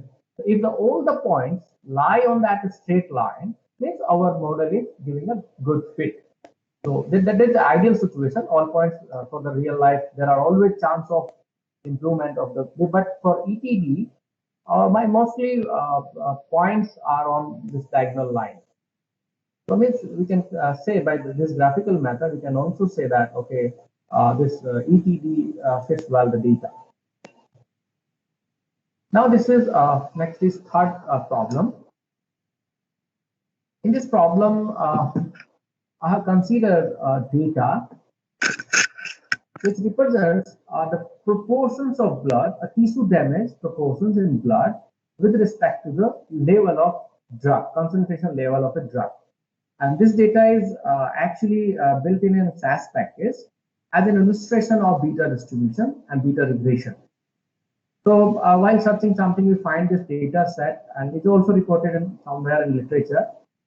So we took this problem because this problem, the data is very important, and for this, because our variable of interest, that is proportion, lies in between unit interval 0 to 1. The obvious choice is beta distribution, but since this last decade is simply devoted to causing a new distribution, so we were focused on how to get the new distribution for this given problem. Is there any distribution better than beta, or what could be the better regression model for this bivariate data? So as you know, this in simple linear regression assumption, this x and y should be normally distributed, or errors should be normally distributed. But this is not the case. So here you need to use the parametric regression distribution, because simply x is means the distribution is having defined over unit interval. So we go through the literature and try to search what are the distributions which are defined on unit interval. So we find a very interesting distribution which is proposed by Top-Leon. So this is simply Top-Leon defined the distribution as a mixture of uniform distribution, triangular and uniform distribution. But we noticed that in literature, this complete distribution is after that paper never discussed in any literature and application, because it's complex, having too many parameters. Okay, so but this cost component of this distribution is widely discussed in literature. So simply we take A is 1 when mixing proportion is 1, and B is also 1 because we need to define the distribution over unit interval. And this is simplest form is one parameter Top-Leon distribution, simply y 2 minus y power beta. It is simply one parameter distribution defined over the unit interval. And this distribution is later the paper of Top-Leon is discussed by Nadraj and Potts in 2003. They discussed its various properties, including moments. They have given the closed form expressions for moments and other properties as well. And they have noticed that they have derived that this Top-Leon distribution has J-shaped frequency tops for beta is less than 1. So we consider this distribution for our study and try to fit this data by using this Top-Leon and compare with the existing distribution which are defined on unit interval. So again, we try to introduce another shape parameters in this density function, and we use power transformation as we did with the teacher distribution. The same transformation is used, and we introduce the shape parameter in density function and discuss its properties. So this is again, we can show that this distribution is now the Top-Leon was just having a J-shaped distribution, and now it is a J-shaped unimodal and decreasing density function. Now these are the shapes of the density function. Now it is a J-shape, decreasing, symmetric, and left is skewed and right is skewed. There are more than 5 shapes it covers now. And this is the hazard rate of the distribution. It has now simply it is increasing, and bathtub shape hazard is shared by this generalized Top-Leon distribution. So again, one can easily derive its properties or like moments. It's simply beta function available in every software. For this is another interesting result associated with the moments expression. If this R by alpha is your shape parameter, is integer. So this expression can be explicitly be derived. The proof is quite long. More than 3 or 4, 5 pages, because we need to use hypergeometric and other series and then transformations. But here is just the main result is there. So again, this has a nice closed form of quantile function that can be used for discuss the skewness status and then also generating a random numbers for that. More can also be computed. So different cases we have derived because in general it is not possible to derive this distribution, but for we make the different cases and we found that in different cases mode exists with the different values. Again, identifiability holds for these distributions.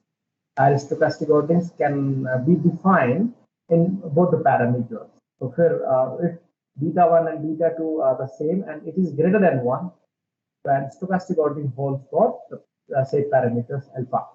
Similarly, if we make the alpha 1 alpha 2 same as constant alpha, then stochastic ordering can be defined in terms of another set parameter beta. And again, one can easily derive the expressions of stress and reliability. So this model can also be used for addressing the problem of stress and reliability. This is simply log likelihood function to obtain the MLEs of the parameters. Again, there are two simple equations to obtain the MLE. This last equation can be again solved for the parameter alpha by using Newton-Raphson method. Okay, so now we consider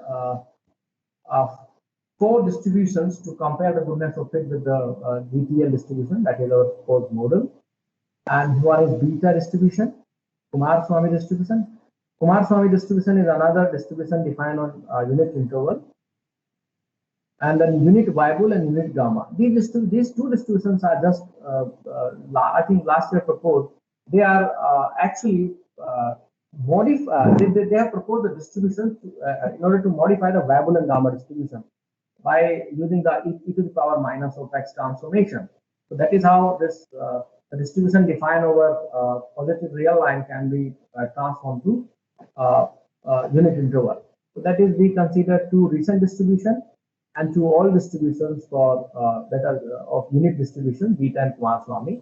And according to the AIC criterion, the GTL distribution, generalized top-down distribution, having smallest AIC value among all these 5 distributions. So means GTL provides better fit in comparison to the other comparing distribution. So as we have discussed, this the second problem for this data is to incorporate the covariates, because the data main problem is that this concentration level of the drugs is your covariate. So there are various ways to incorporate the covariates into the analysis. One, like you might be aware about the Cox proportional hazard rate model, generalized linear model, means logistic regression as well. Okay, so or there are various ways. Means the Babel regression is discussed, where the scale parameter is regressed by the covariates, and there are other kinds of model that is called parametric regression models, where simply the assumptions of normality is changed to the random component error is to be distributed by some continuous positive continuous distribution. But here in this case, we just try to regress the, like, the obvious choice is the mean parameter, but this distribution is defined over 0 to 1 interval and it is skewed. So we try to regress the median of that function. So median can be simply obtained by the quantile function. And to link the covariates, we use the logic link function. Since our theta is simply 0 to 1, and we do the slight reparameterization in terms of, because the we had 2 set parameter, one is alpha, other one is beta. But none of the parameter can be interpreted in terms of median or mean. Mean is a very quite complex function of alpha and beta. So what we did simply, we use the quantile function and we reparameterize our model to define the density function in terms of median parameter. So this, the density function is given here in terms of theta and beta. Here I have replaced alpha parameter with my theta. Theta is the median of that distribution. So now this is the density function of the my proportions of tissue damage, and YT is my drug concentration level. So that is how you can define the density function using this link function. Okay. So now once the density function is developed, one can easily obtain the maximum likelihood estimates of the parameters. Now we have two regression parameters, lambda naught, lambda 1, and other one is shape parameter beta. So again, we use simply maximum likelihood estimates to estimate the parameters, and estimates are obtained, okay, using the MLD plots.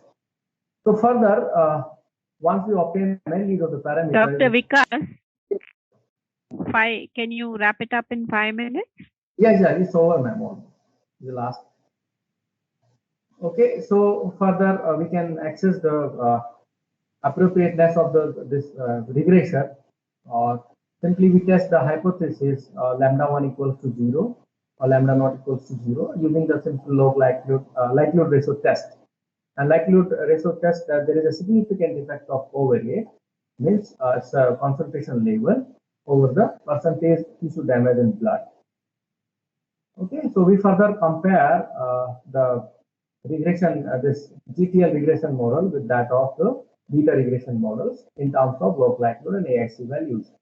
So we consider both the situations with covariates and without the covariates. And we found that this GTL regression model is better than the beta regression model for the given problem. Okay, thank you. Dr. Vikas, it was indeed a very good overview of application of some new distributions or lesser known distributions in reliability and some applications in health also. Any questions? Maybe one or two, if any? I have one question, ma'am. Yeah. Yes. Yes. Sir, when we try to obtain the ML estimates for distribution, say, for example, when we have more than 2 parameters. Yeah. So we obviously need to have some techniques such as Newton-Raphson. So one issue we usually see is the selection of initial values for the Newton-Raphson. So do you have any method in mind which can help us to obtain the initial values in such cases? Because grid search will be a very difficult process in this. Actually, which software you are using? We use R only, sir. R only, okay. So basically there are two problems in R. One is a space problem. In high dimensional problem, if you deal with those, I suppose you have 5 or 6 parameters, especially in regression problems when you run the parametric regression. So your model also have 2 or 3 parameters and you have a regression parameters. So I think you can go for genetic algorithms. That works fine and it is available in R. Okay. Genetic algorithm works fine. And I have used genetic algorithm for 1 or 2 problems. If for simple problem, that is, it is fine. Newton-Raphson is fine. 1 or 2 or up to 3 parameters. If you have more than 3 parameters, that use genetic algorithm. GA is there. Package called is GA. Okay, genetic algorithm.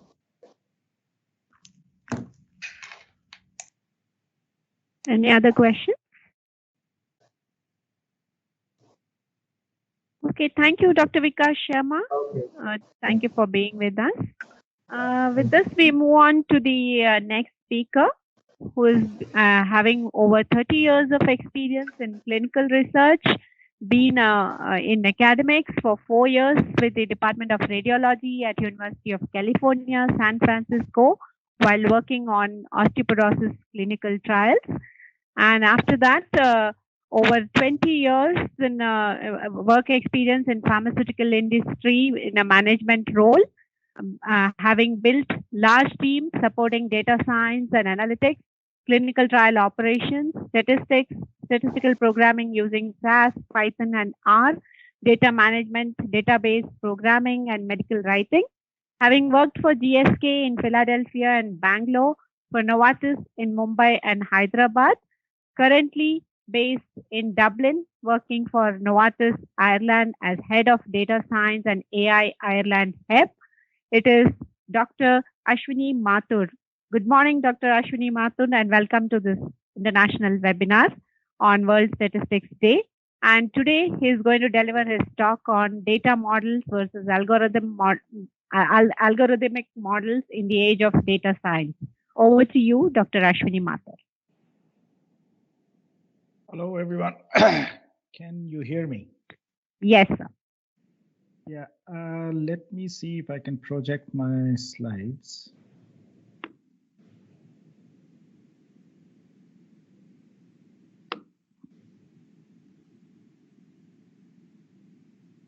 Can you see the slides? Yes, yes, it's visible.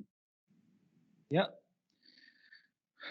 Thank you, Professor Kamath, and thank you, Himanshu, for inviting me. And I know this has been a long day for all of you who are attending the session. This is the last talk, so I will not try and take too much time, but let's see how the talk goes.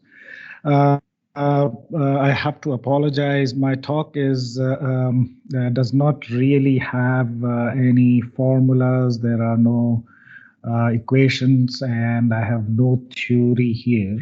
And a lot of things that I say are debatable, maybe controversial.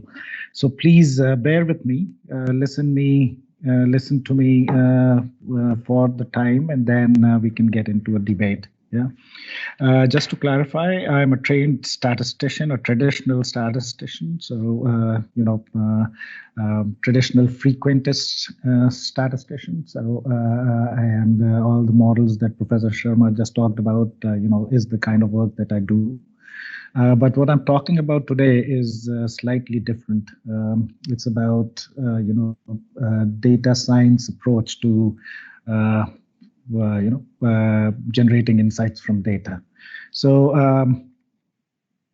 moving along to the next slide, just a quick disclaimer: all the views are my personal and do not reflect the views of Novartis. A lot of work that I'm presenting is the work that has been done by my team.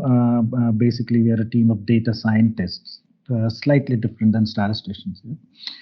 People, they generally do not have a statistics degree, but they are computational experts. So they come from domains biology, they come with domains from, hello?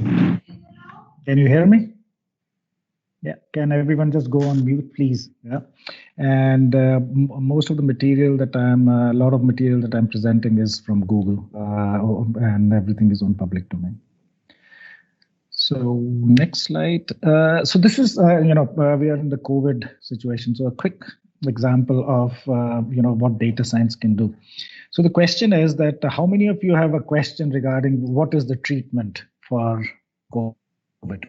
Yeah, with the vaccines not yet ready, but there are various treatments which are available. What should we do? There are different kinds of treatment. One is the hydroxychloroquine drug. Then there are anticoagulants which have been working. Then there are these HIV drugs, antivirals, which also seem to work. Then there are these other drugs like metoclopramide and diprion, which are neutropenia. It reduces neutrophils.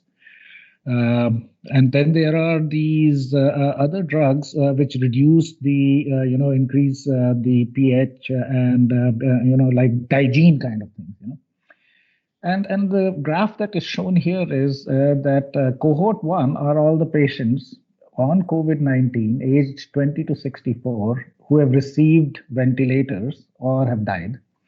And cohort 2 are patients who have not received ventilation are still alive. And what we are just comparing is that on the X and Y axis are these cohorts, just the proportion of patients who have taken HCQ, for example, that blue dot on HCQ is the proportion of patients in cohort 1 who have taken HCQ and plotted against the proportion of patients who have taken HCQ in cohort 2. And what you see here is that any point which is above the 45-degree line suggests that cohort 2, that drug is taken more in cohort 2. Yeah. So what we would be interested in is seeing which drugs have been taken more in cohort 2, because cohort 2 are the patients who are surviving. and not on ventilators.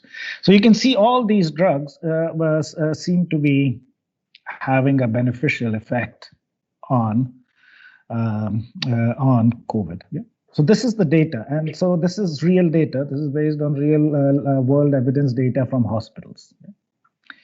So this is one quick example of, where you're trying not to prove anything, just to gain a quick insight. Just as if you're a doctor and you want to see what is happening in the rest of the world. I do not want to do p-value calculations. I don't any modeling. I don't want causal effects. I just want to know what is happening. So this one just very, very quick tells you that in real world, these are the drugs which are having a beneficial effect, and these are the drugs that are having a detrimental effect. So if you're below the line, those are the drugs which are having a detrimental effect. And I haven't shown you which drugs those are. Yeah. So anticoagulants, and you must have also heard that the COVID affects many organs. So a lot of times it's affecting the heart, a lot of times it's affecting the lung, of course. Sometimes it's complete organ failure inside. Sometimes it's the the digestive system. So all these drugs which help in any of these systems are benefiting the patient. Anyways, and what I would like to do is that stop me whenever you have a question. So come on, unmute, ask me a question, because towards the end we might not have enough time. Yeah. So a quick data science-based approach to get some insights. No modeling, no statistical testing, no p-values, just a quick insight. Moving along to the next slide.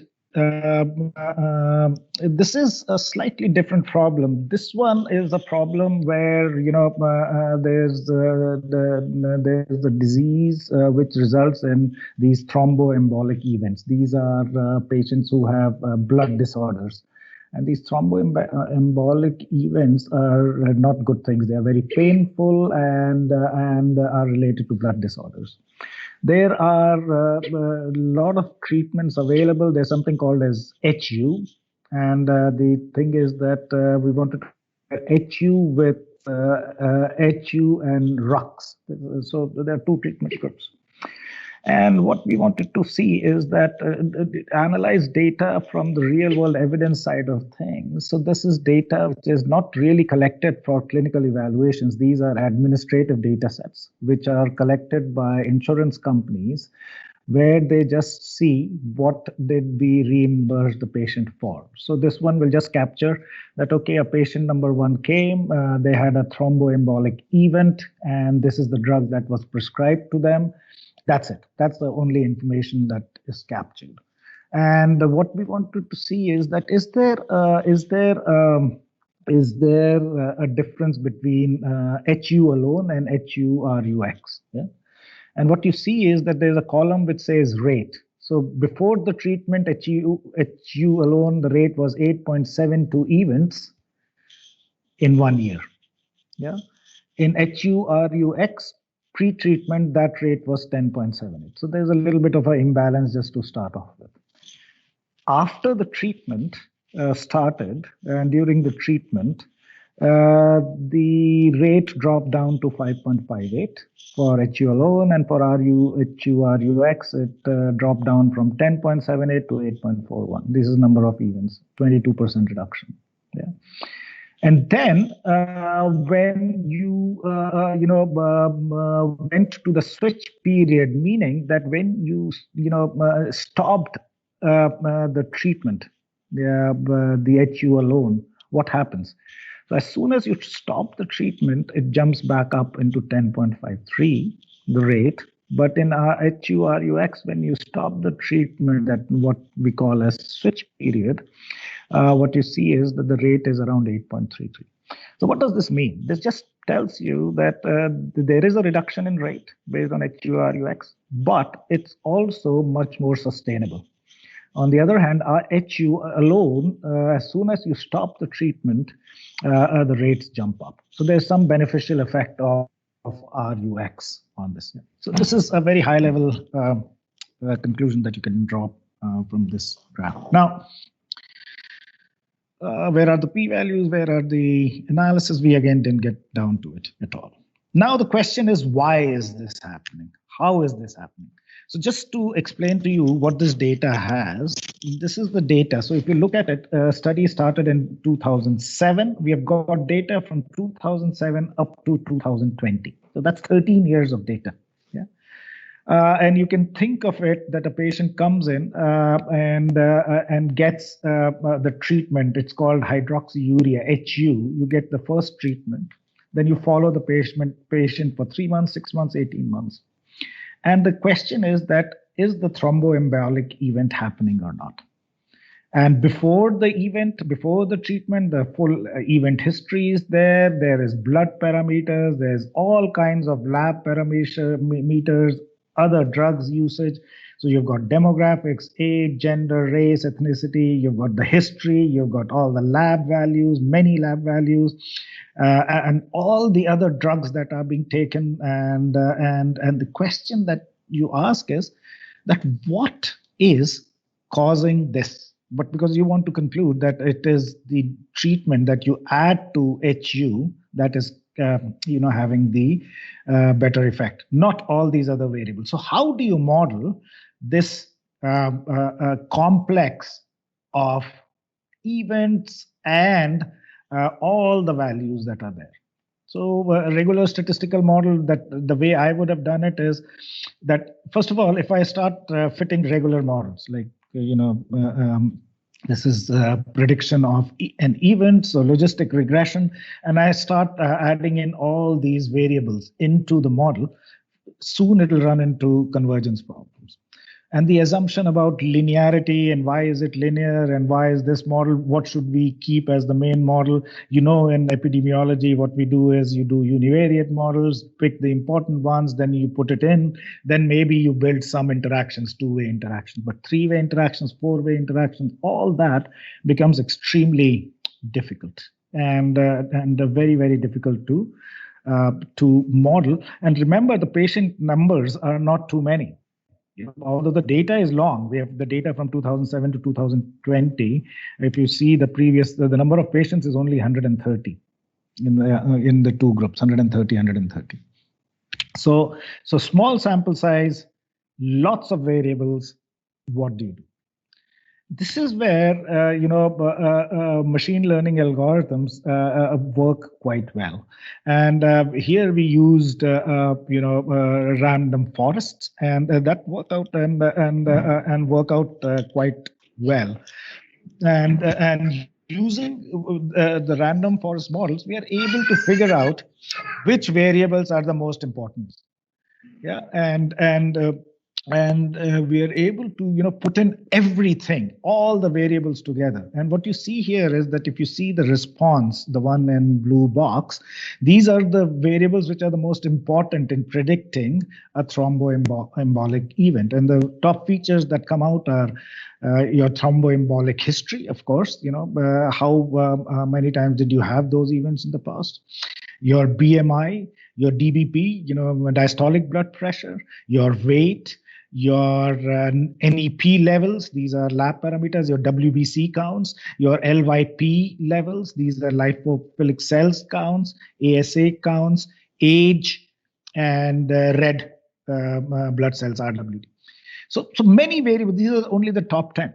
Yeah, and what you can start seeing is that even and here we don't assume any linearity, nothing. We just say that can you predict? So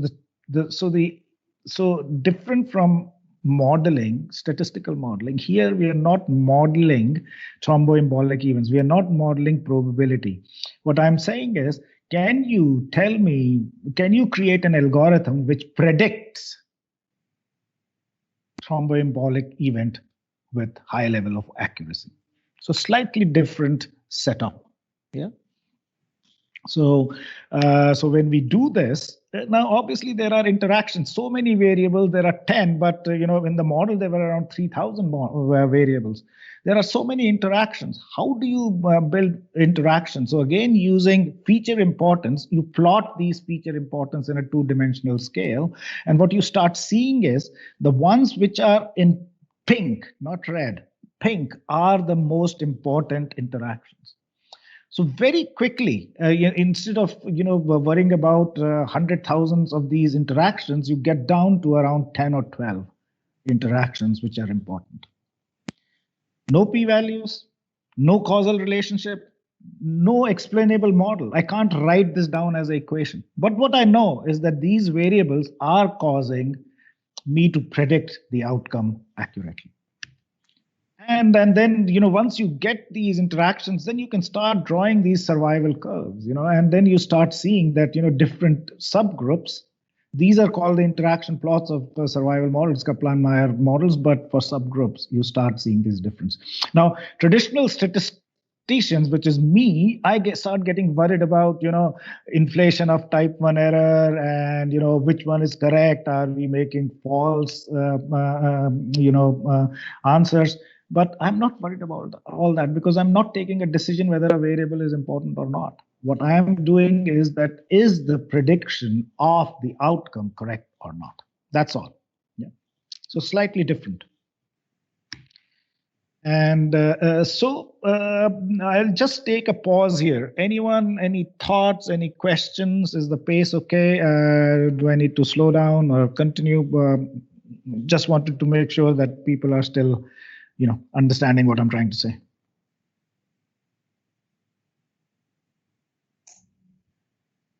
Anyone?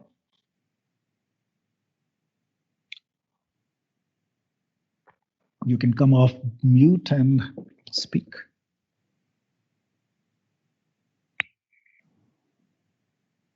The pace is fine, sir. It's all okay? Yeah. Okay. Yeah, pace is fine. Okay, good. So let me get back to, so what I've just shown you is a totally non-traditional way of doing data science, yeah, which is letting the computer develop algorithms, a black box algorithm, which is only about prediction. There is no explainable model, there is no parameter, there is no interpretation. Yeah? It's just saying that this is what is going to predict your thromboembolic events, which is the most important thing for the patient because they really don't want to know whether my weight is causing this. What you just tell me, am I at a higher risk of having the event or not? So statistical modeling, there are two cultures. One is called data modeling, choosing a simple model about the data generating mechanism based on intuition, based on science. Algorithmic modeling, choose the model with the highest accuracy.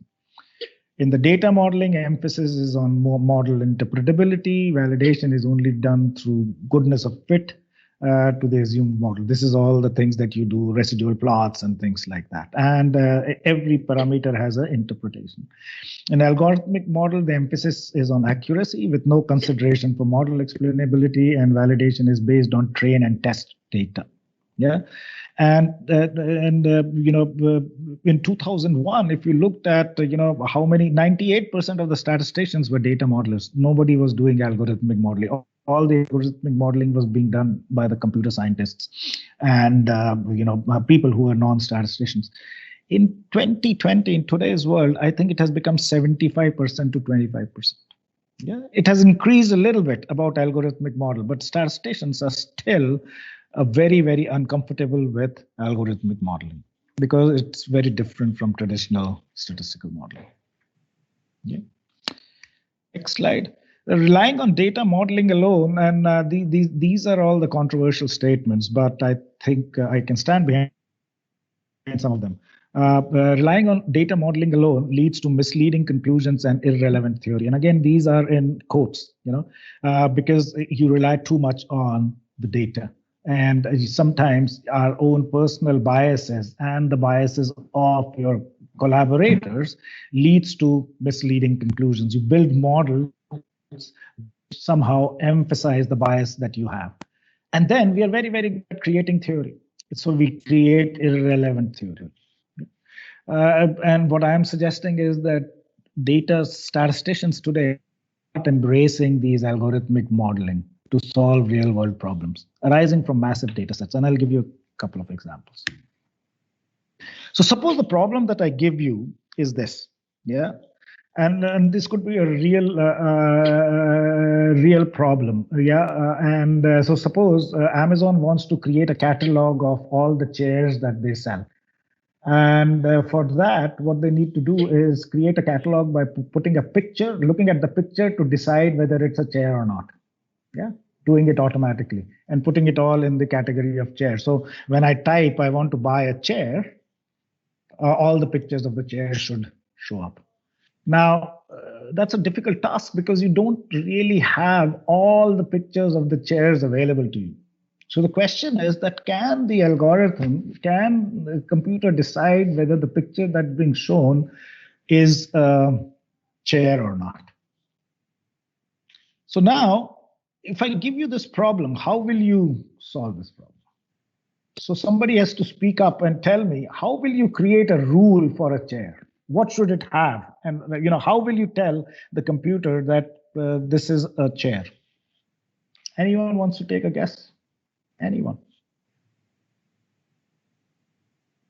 What should be the rules for a chair? I think there is no specific, because as we can see in the images, there are different types of chairs. So if one rule cannot fit all, sir, I think. Yeah, so, but if you want to try and create one, what would you say? Sir, we'll have to label them. Mm-hmm. Somebody will have to label each picture as a chair or non-chair, right? Right. That's one thing, yeah. But what is a rule? What rules come to your mind? So rule-based is like almost like a data model. When we fit models, statistical models, we are creating rules that the relationship of height to weight is linear. For every unit increase in height, the weight goes up by b units, a plus bx. These are rule-based. Yeah? So here, what rule should be there? That there should be 4 legs? Is that a rule? It should have a back. It should have a flat sitting surface. But we know, like, I think Himanshu said that there are many pictures which don't fit into that. The one with the black round thing doesn't have a back, doesn't have 4 legs. The seat which is in the shape of a hand, how do you create a rule for that? Simple problem, but a real problem, which traditional statistical modeling cannot solve. It'll be almost impossible for you to figure out the prediction that you want to do is chair or no chair. Yes, no, logistic regression. But what should be the explanatory variables? Does it have 4 legs or not? Yes, no. But that doesn't get, because the black round thing is a chair without, so the data becomes almost impossible. But machine learning algorithms, neural networks, solves this very easily. Not very easily. Some computing is required, like somebody pointed out, you require labels. Every picture needs to be first told whether it's label or not, just like you would teach your child. Has anyone taught any child, did anyone teach you what is a chair or not a chair? Ever explicitly? Or you just learned? We just learned, right? Over years and years and years, we figure out what is a chair and what is not a chair.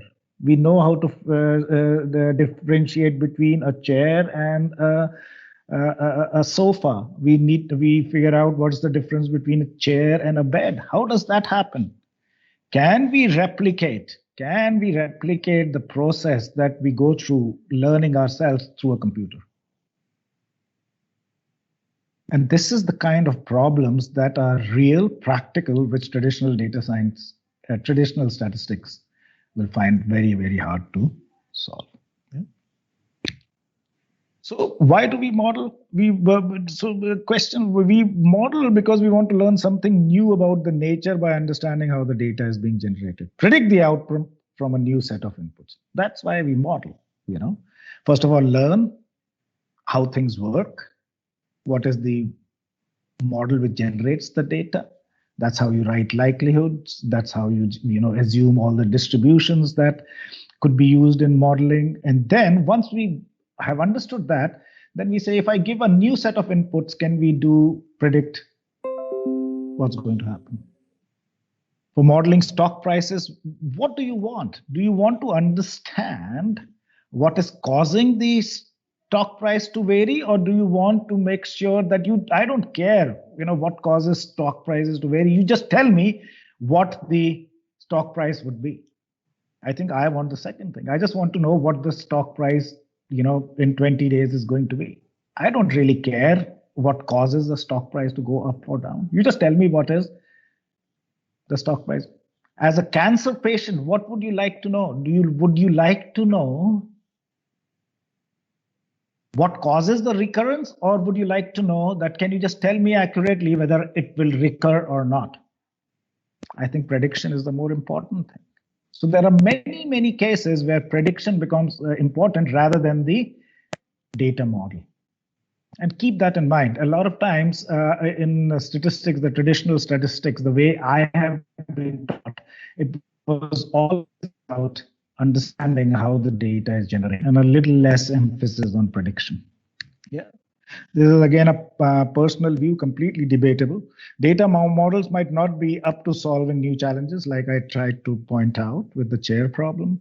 And academic statistics might become irrelevant by refusing to adopt new challenges. And again, this is a controversial statement, and please, bear with me. What I'm saying is that if we do not train ourselves to learn about algorithmic modeling, then we are doing ourselves a disfavor. I think an ideal person would be a person who is well,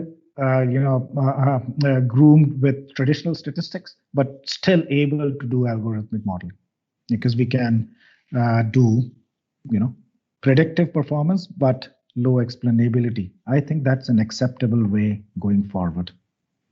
Yeah. Remember, this contradicts some of the famous sayings of George Box. He said that all models are wrong, some are useful. I'm saying that, forget about that whole point about it being useful. As long as it does the prediction correct, I don't really care whether, it's interpretable or useful or not. Yeah. Moving along. Yeah, so controversial. Again, focus on model accuracy. And explaining can come later. Complex but accurate model without an explanation is more valuable than a simple model with less accuracy but fully explainable. Controversial? This is what I'm saying today. This is completely against how we traditionally in statistics have been taught. The next set of slides is just, when in data modeling, you construct a mechanism of how data is generated, linear regression, discriminant analysis, logistic regression, ANOVA, all these are plausible mechanisms. An equation is created, it is fitted, coefficients are estimated, and this model is an estimation of how nature works. Yeah. Coefficients tell you how important the variables are. The bigger the coefficient is, the more important they are. And the validation is done using things like R-square and residual analysis. Predictive accuracy not looked at too much. P-values are the name of the game, and it's not fully data driven. Yeah. So Mostetler and Tukey say the whole area of guided regression is fraught with intellectual, statistical, computational, and subject matter difficulties. Yeah? So very controversial, but again, these guys, Mostetler and Tukey, were the pioneers in exploratory data analysis, EDA. So it's an important thing to keep in mind. algorithmic model. What is the performance of a model on the test data? No consideration for whether the model represents the underlying mechanism of generating the data. Algorithms such as random forests, support vector machines, neural networks. Nature is complex and models should be complex. This is the controversial part. And there is no point in having a model that is not accurate. Mainly done by computer scientists, physicists, computational biologists, but very few statisticians. Some, famous statisticians who did this is, Jerome Friedman and Leo Breiman, who generated the classification and regression trees. A lot of those guys, believed in algorithmic. They were traditional statisticians, but were the first ones to really formulate from the statistics community. Now, computer scientists have been doing this for a long time. Most of them were applied researchers. They were solving real life problems rather than theorists. Yeah? And computational capabilities and availability of large data sets in today's world is driving this. Yeah? So now there are problems with algorithm-based data sets. Models with different features give similar accuracy. So what can happen in algorithmic data science is that variables x1, x2, x3 give accuracy of 90%. But someone else can come up with a model which says variable x4, x5, x6, x7 also give 90% accuracy. So two models giving same accuracy. Now which one to believe? There's a problem there. Interpretability and performance, I've already said, it's very difficult, and algorithmic models are very, very difficult to interpret, except for the outcome. More features, the number of variables that you add to it increases the accuracy. And traditional data models is all about reducing the complexity of the model. And it was, the idea is always to build the most simple model, which explains most of the variability. Yeah. Complex models might be more appropriate as science evolves than simple models. Yeah. Again, difficult to align this with traditional data models because what we are modeling is complex, not simple.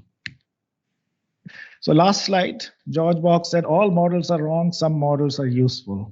And just keep this in mind based on what I said. Algorithmic-based models cannot be wrong because they're just reporting. Now, the conclusions can be wrong. How you use it could be wrong. But what they are showing is what the data is showing. Can be poor, can be of varying degrees of usefulness. That is correct. But model-based models can be completely wrong because if we assume linearity, it might not be linear. They're simply summarizing data, not describing nature. Data models can be wrong, inadequate, or misleading descriptions of the reality they are being used to represent.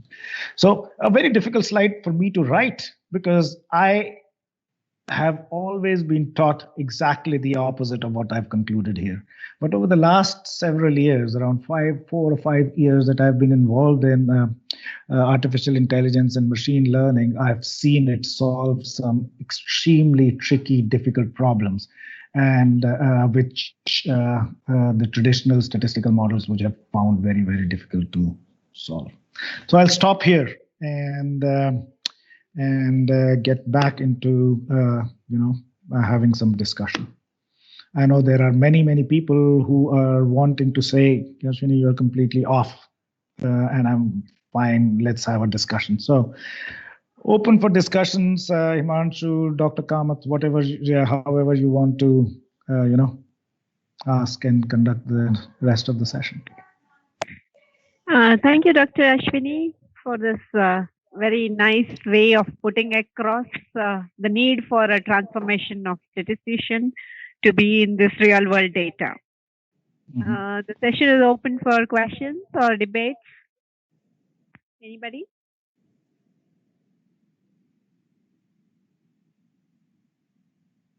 Please feel free to say, Ashwini, you're completely wrong. Because if we don't get into a debate, then no point in me raising all these issues.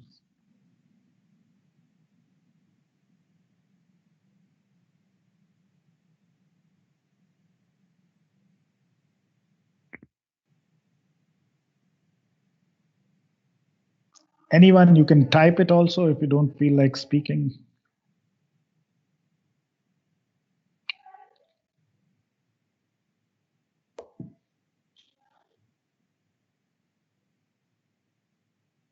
My question is a little different. Mm. We are actually thirsting upon a lot of asymptotic theory when we are training the postgraduate. But when you get into the real world, where do we actually use this asymptotic? Yeah, so I think the asymptotics, the theory is absolutely essential because it tells you, how you develop, optimal solutions. So if you can assume that the data is normally distributed, or if you can assume a particular, distribution with a lot of certainty, then you need to analyze the data using that information. So that's no problems. And the mathematical rigor that is taught to postgraduates for asymptotic theory and everything is essential because it tells you the rigor and the math behind why you do what you do. So there's no denying that fact. And I think that should continue because if we take that away, then we are losing a very basic, framework of why statistics driven by math is really important. But to have statistics as a solid science, we need that. So we cannot get away from, we shouldn't get away from doing that. The question is, having known all this math behind it, can you do something slightly different? And this is where the modern data science comes into play. So an equal emphasis on data, exploratory data analysis using machine learning, neural networks, finding the parallel between neural networks and logistic regression is there. Is the output that you get from neural network, can it be mapped back to, a logistic regression? Yes, you can, and so math is needed. And the asymptotic theory is also needed. So we can't get away from it. What I'm saying is what we need to add is this additional part of, machine learning and things like that in our curriculum. So it's about adding more stuff. That's right. I agree with you truly. But then the emphasis of asymptotics is what is actually stopping most of the trained statisticians into getting into this. Yeah, because you immediately start thinking if the asymptotics are not known. Now, asymptotics are only important if you're looking at the distribution. Yes. And why is the distribution important? Because you are trying to answer a question. You're trying to answer two questions. True. Is my hypothesis true or not? And you're trying to answer that, is this variable related to that variable or not? Yeah, that's why asymptotics are needed, because it gives you the framework of putting yes, no answer. Yeah, but I'm not asking that question. I'm asking the question that, can you tell me whether my stock price is going to get me 20% more or not? That is my question. Now, in that setting, the asymptotic theory is not really needed because there is no yes, no answer. So you're just trying to predict the future. Yeah. So and that's where the need for asymptotics, and this is where we have to become smart, where we have to tell people when to use asymptotic theory, when do you need assumption of a distribution, and when you don't.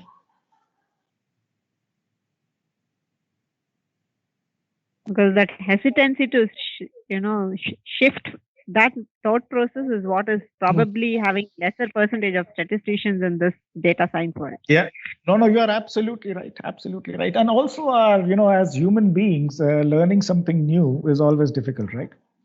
Yes. So and machine learning is not easy. Neural networks is not easy. It's as complicated as statistics and as asymptotic theory. Running and interpreting a random forest for problem solving is not that easy. It's as difficult. So that hesitancy, I think, in learning something new could be a cause. Any other questions?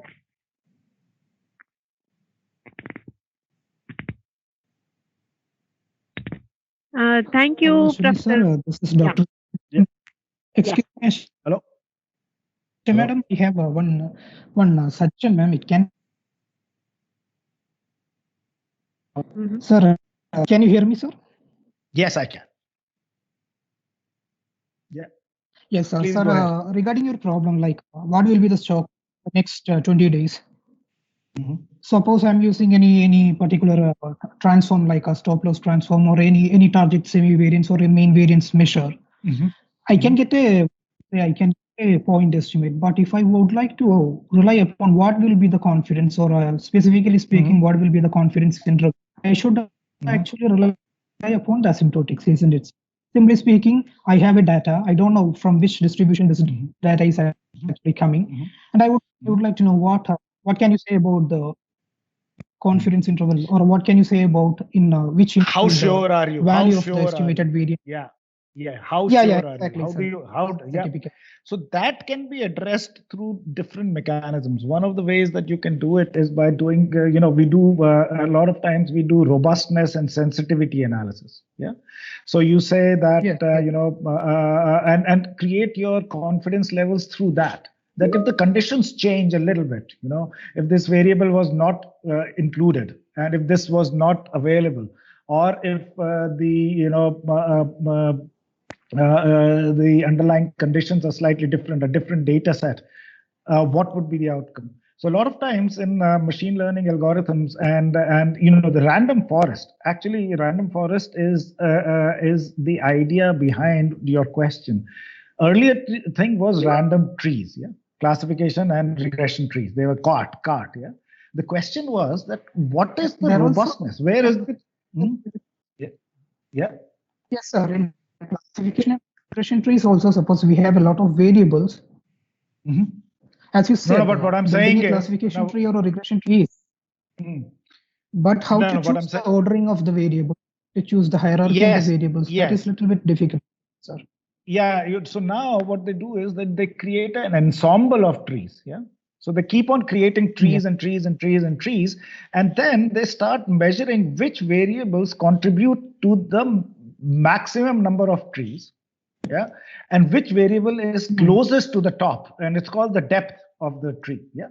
So variable which has the maximum number of places where it contributes to a tree and which has the least depth starts becoming the most important variable. So that starts becoming the variable importance, and there's a score which is measured. Yeah. So you but this is where the statisticians have to come in based on their theory that how do I create robust estimates? Yeah, and it's a combination of both statistics and machine learning.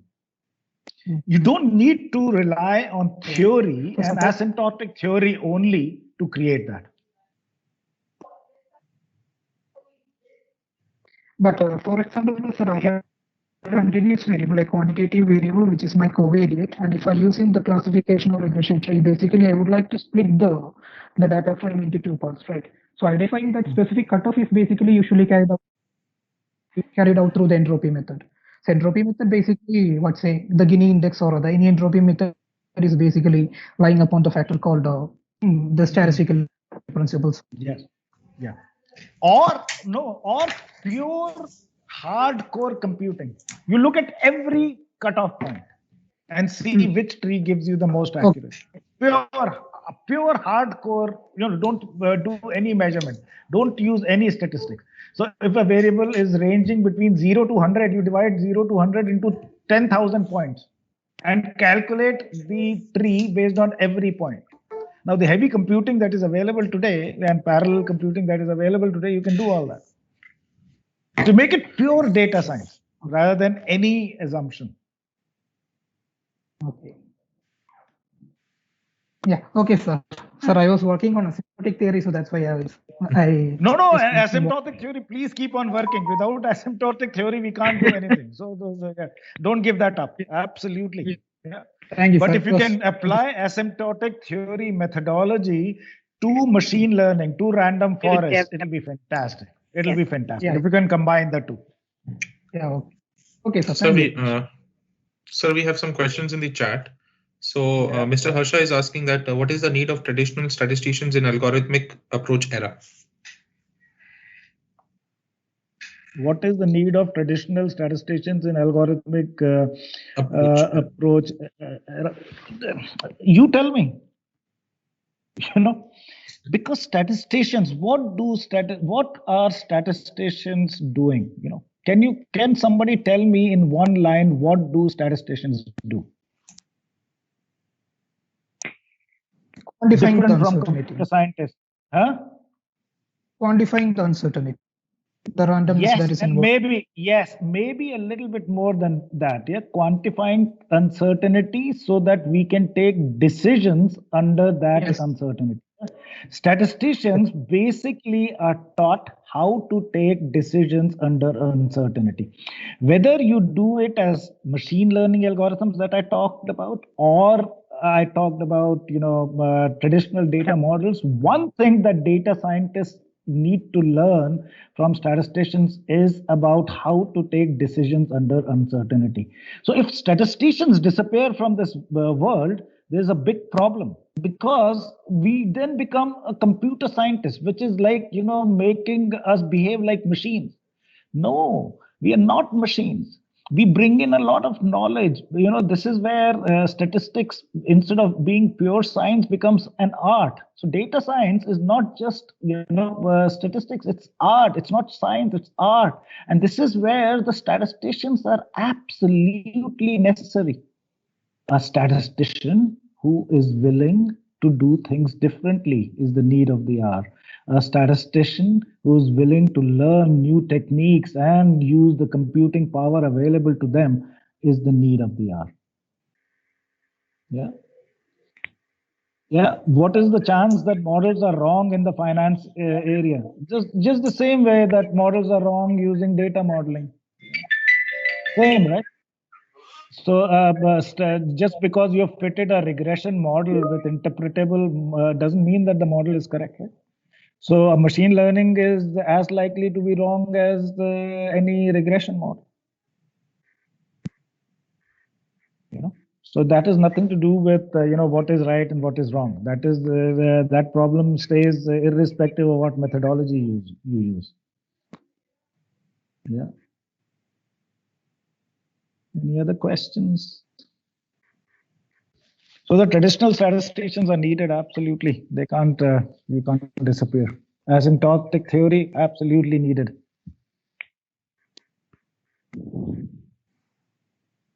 And need of the hour is to incorporate asymptotic theory into machine learning. Yes, right.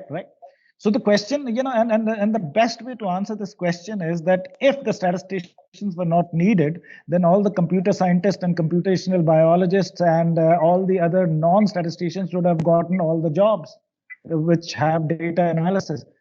Why are statisticians still being hired?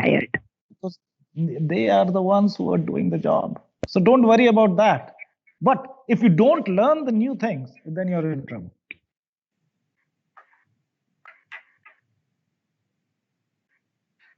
I think, can I interrupt for a second? Yes. As a biologist, yes. For me, statistics or statistical analysis simply allows me to forget or forgive any tolerable extent of mistakes in my analysis or my investigative processes.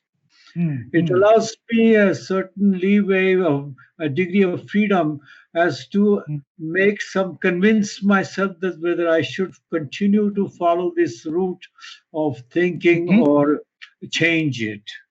Nothing more, nothing less. It never really gives me 100% satisfaction, because that's not what statistics meant to do anyway. Yes, you're absolutely right. So a lot of times, there's a controversial view on it, and it is the question that is asked is should statistics be used for illumination or support? Yeah, and the question was that how does a drunk person use a lamp post? Does he use it for illumination or for support? Now, it depends on the situation. If the drunk person is looking for a lost thing which he has dropped while being drunk, then he uses it for illumination. But if he is wants to make sure that he wants to stand straight, then he uses it for support. The same way in statistics, Is it elimination that you're looking for, or is it support that you're looking for? And statistical methodology, taking decisions under uncertainty, allows for both things. So you're right that if you're looking for illumination and it only gives you support, then you feel disappointed. And you're looking for support and it starts giving you some hints on illumination, a new way of thinking, you're still disappointed that, oh God, I was just looking for support of my theory and it's telling me something else. So the chances of statistics being disappointing is very, very high.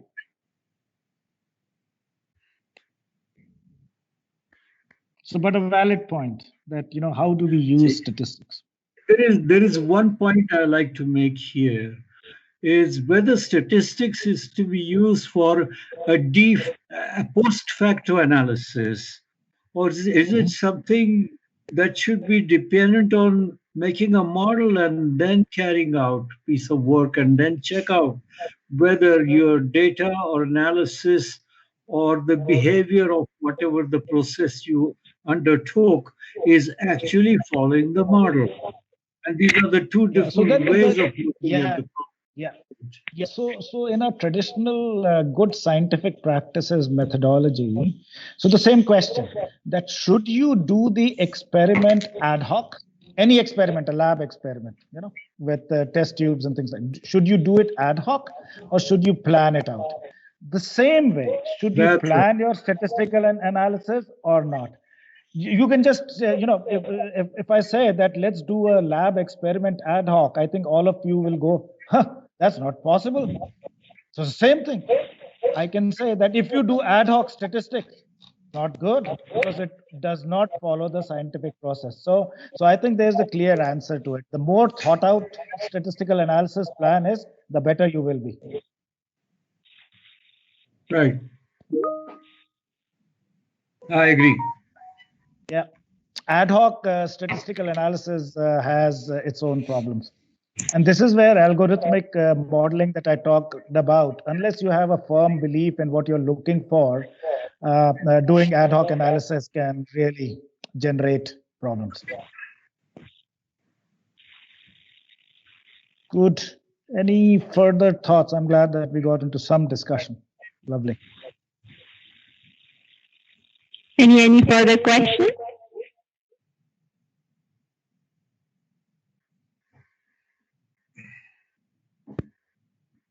Thank you, Professor Mathur. And I think the best benefactors of this talk will be the budding scientists. Yeah. So they should take a lead of accepting to learn even the newer things which emerge. Yes. As they work with the, the traditional statistical analysis, especially the students of biostatistics or applied statistics. They can have a good insight into the real world data. Thank you very much. Please. Yeah. Learn new things. That's the most important thing. Besides the one which is taught in your courses, you need to learn new things. Yeah. Good. Thank you very much, Professor Kamath and Himanshu, for inviting me. I hope you found it. I'm sure the whole day was fantastic with all the great talks from different professors and experts. And I hope I contributed a bit to your thinking. Yes, definitely. Looking forward to more interactions. Yeah, looking forward to more interactions. Do write to me. I'm available on the internet and on LinkedIn and Facebook, and happy to interact more. Okay. Yeah, sure. We'll get back to you soon. Lovely. Thank you very much. Bye. Take care. Over to you, Ashma. Thank you, ma'am, for chairing the session. And thanks to all the resource persons who have contributed and the participants who have actively taken part in this international webinar. Now, I request if the resource persons or the participants, anyone has any feedback for us. We are open for feedback. Any oral feedback, please, by at least one or two of the participants or the resource persons.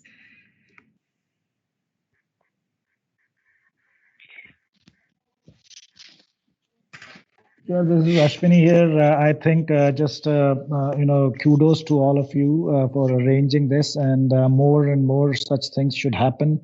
It doesn't have to be this long and for the whole day, because it takes a lot of effort to doing it, but more and more interactions with people around the world.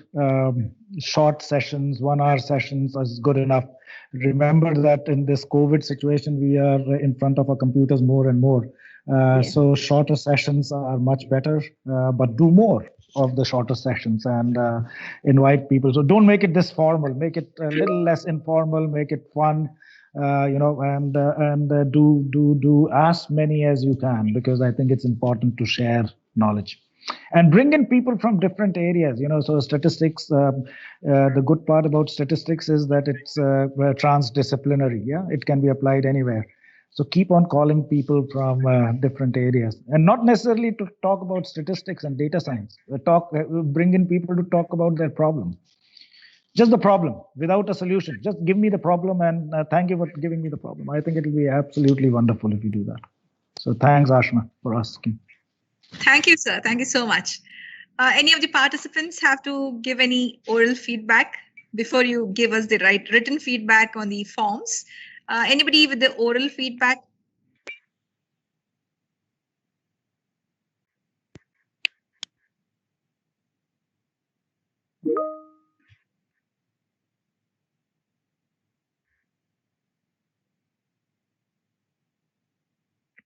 At least one?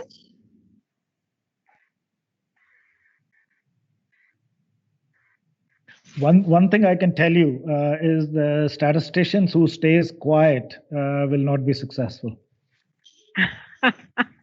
Thanks, sir. Thanks for the motivation. Thank you. So at least now, anybody? Any statistician around who would like to give a feedback? All are tired at the end of the day. Himani, you wanted to say something? No, ma'am. Actually, I was like, sir told, like, statistician, yeah, who keeps quiet, will not be achieving anything. That's the true point I felt. Yeah, we'll have to completely argue and make, tell our decision or talk about what we actually feel. Yeah, like to prove our concept, I felt. That's what actually matters. And continuously learning. That learning process should go on. Yeah. Yes. You have any feedback on today's session? Yeah, today's session, I could not completely give focus or time on it, but the sessions whatever the sessions I concentrated went on well. I had little clarity. Okay, the sessions was really good. I could not give much focus or the focus time on complete to the session because of my schedule. Yeah, that's really disappointing for me. Yeah. But Thank you, overall, Himani. the session was good. I'm quite happy attending now. Thank you. There's a question in the chat asking where is the feedback link. It's quite up on the chat itself. I think quite a few chats above. There was a form that is shared by Himanshu, linked to the feedback form. I think he has shared it again. So for those who would like to fill in the feedback on the forms. So still anybody wants to, I'll just give you a minute time if anybody wants to give an oral feedback. If not, Himanshu, you will take over for the closing remarks. Maybe I'll make a short comment. Yes, sir. Yes, sir. Let me say it at the outset, my comment is not derogatory, but actually it's a comment about communication. What happens is that it's terribly important to articulate and speak slowly and loudly. Because in India, for example, we think that speaking fast is smart. It isn't. It's the other way around, to get the message across. But I think most of the speakers were good at this, but I thought this was something important that we all understand in a forum where is going to be most of the time a one-way street. The speaker is the one who dominates as to what he or she is going to say, and is the people in the audience are the ones who are being impacted by the extent of clarity which is imparted by the speaker, and that's very important. I have no complaints about today's session, but as general, I thought I should make this comment. Thanks, sir. Thank you for your comment. Himanshu, over to you for the vote of thanks. Yes, ma'am. So, honorable guest, speakers, and my dear students, I, on behalf of the department, deem it to be a great privilege to have asked to extend a vote of thanks on this memorable occasion. This day marks the pioneer venture of our department to commemorate the World Statistics Day. I wish one and all a very happy World Statistics Day. The very contribution of the honorable experts for this occasion reflects their commitment to inspiring the young generation to augment their skills and creating sustainable development and progress in the future. We all are deeply obliged for the precious time you have invested with us despite your busy schedule. I, on the behalf of this department, extend a hearty vote of thanks for sharing your opinions, vision, and experience with the enthusiastic audience. The department will always be grateful to Professor Gore, Professor Devanji, Professor Suresh, Dr. Vikas, Dr. Mahesh, and Dr. Ashwini for their support and guidance. We hope to listen to them again in near future. The department is deeply grateful to our director, Dr. Helmut Brandt, and the HOD of Data Science, Dr. Asha Kamath, for their perfect logistic support and guidance that has been extended to all of us for successful culmination of World Statistics Day celebrations at our department. I would take a moment to appreciate the hard work of my students of this department to contribute with their skills and creativity. I thank Ms. Aisha, Ms. Shreya, and Ms. Radhika for designing the flyers and certificates for this webinar. I thank Mr. Satish, Mr. Srikanth, and Mr. Neeraj for taking care of the technical support. Last but not the least, I thank participants for their active participation. You have participated in this webinar with great enthusiasm, which encourages us to bring to you more webinars in the future. I request all of you to kindly provide us with your feedback, the link to which is shared in the meeting chat. This will help us to improve ourselves in the future webinars as we plan. Once again, I wish you all on World Statistics Day. Hope to see you all again the next time. Thank you. Thank you, Himanshu. And that's all from us today. See you probably the next year on World Statistics Day, and we'll keep you updated on any events from our department. Thank you. Thanks for being active participants, and also the resource persons for your time and efforts. Thank you.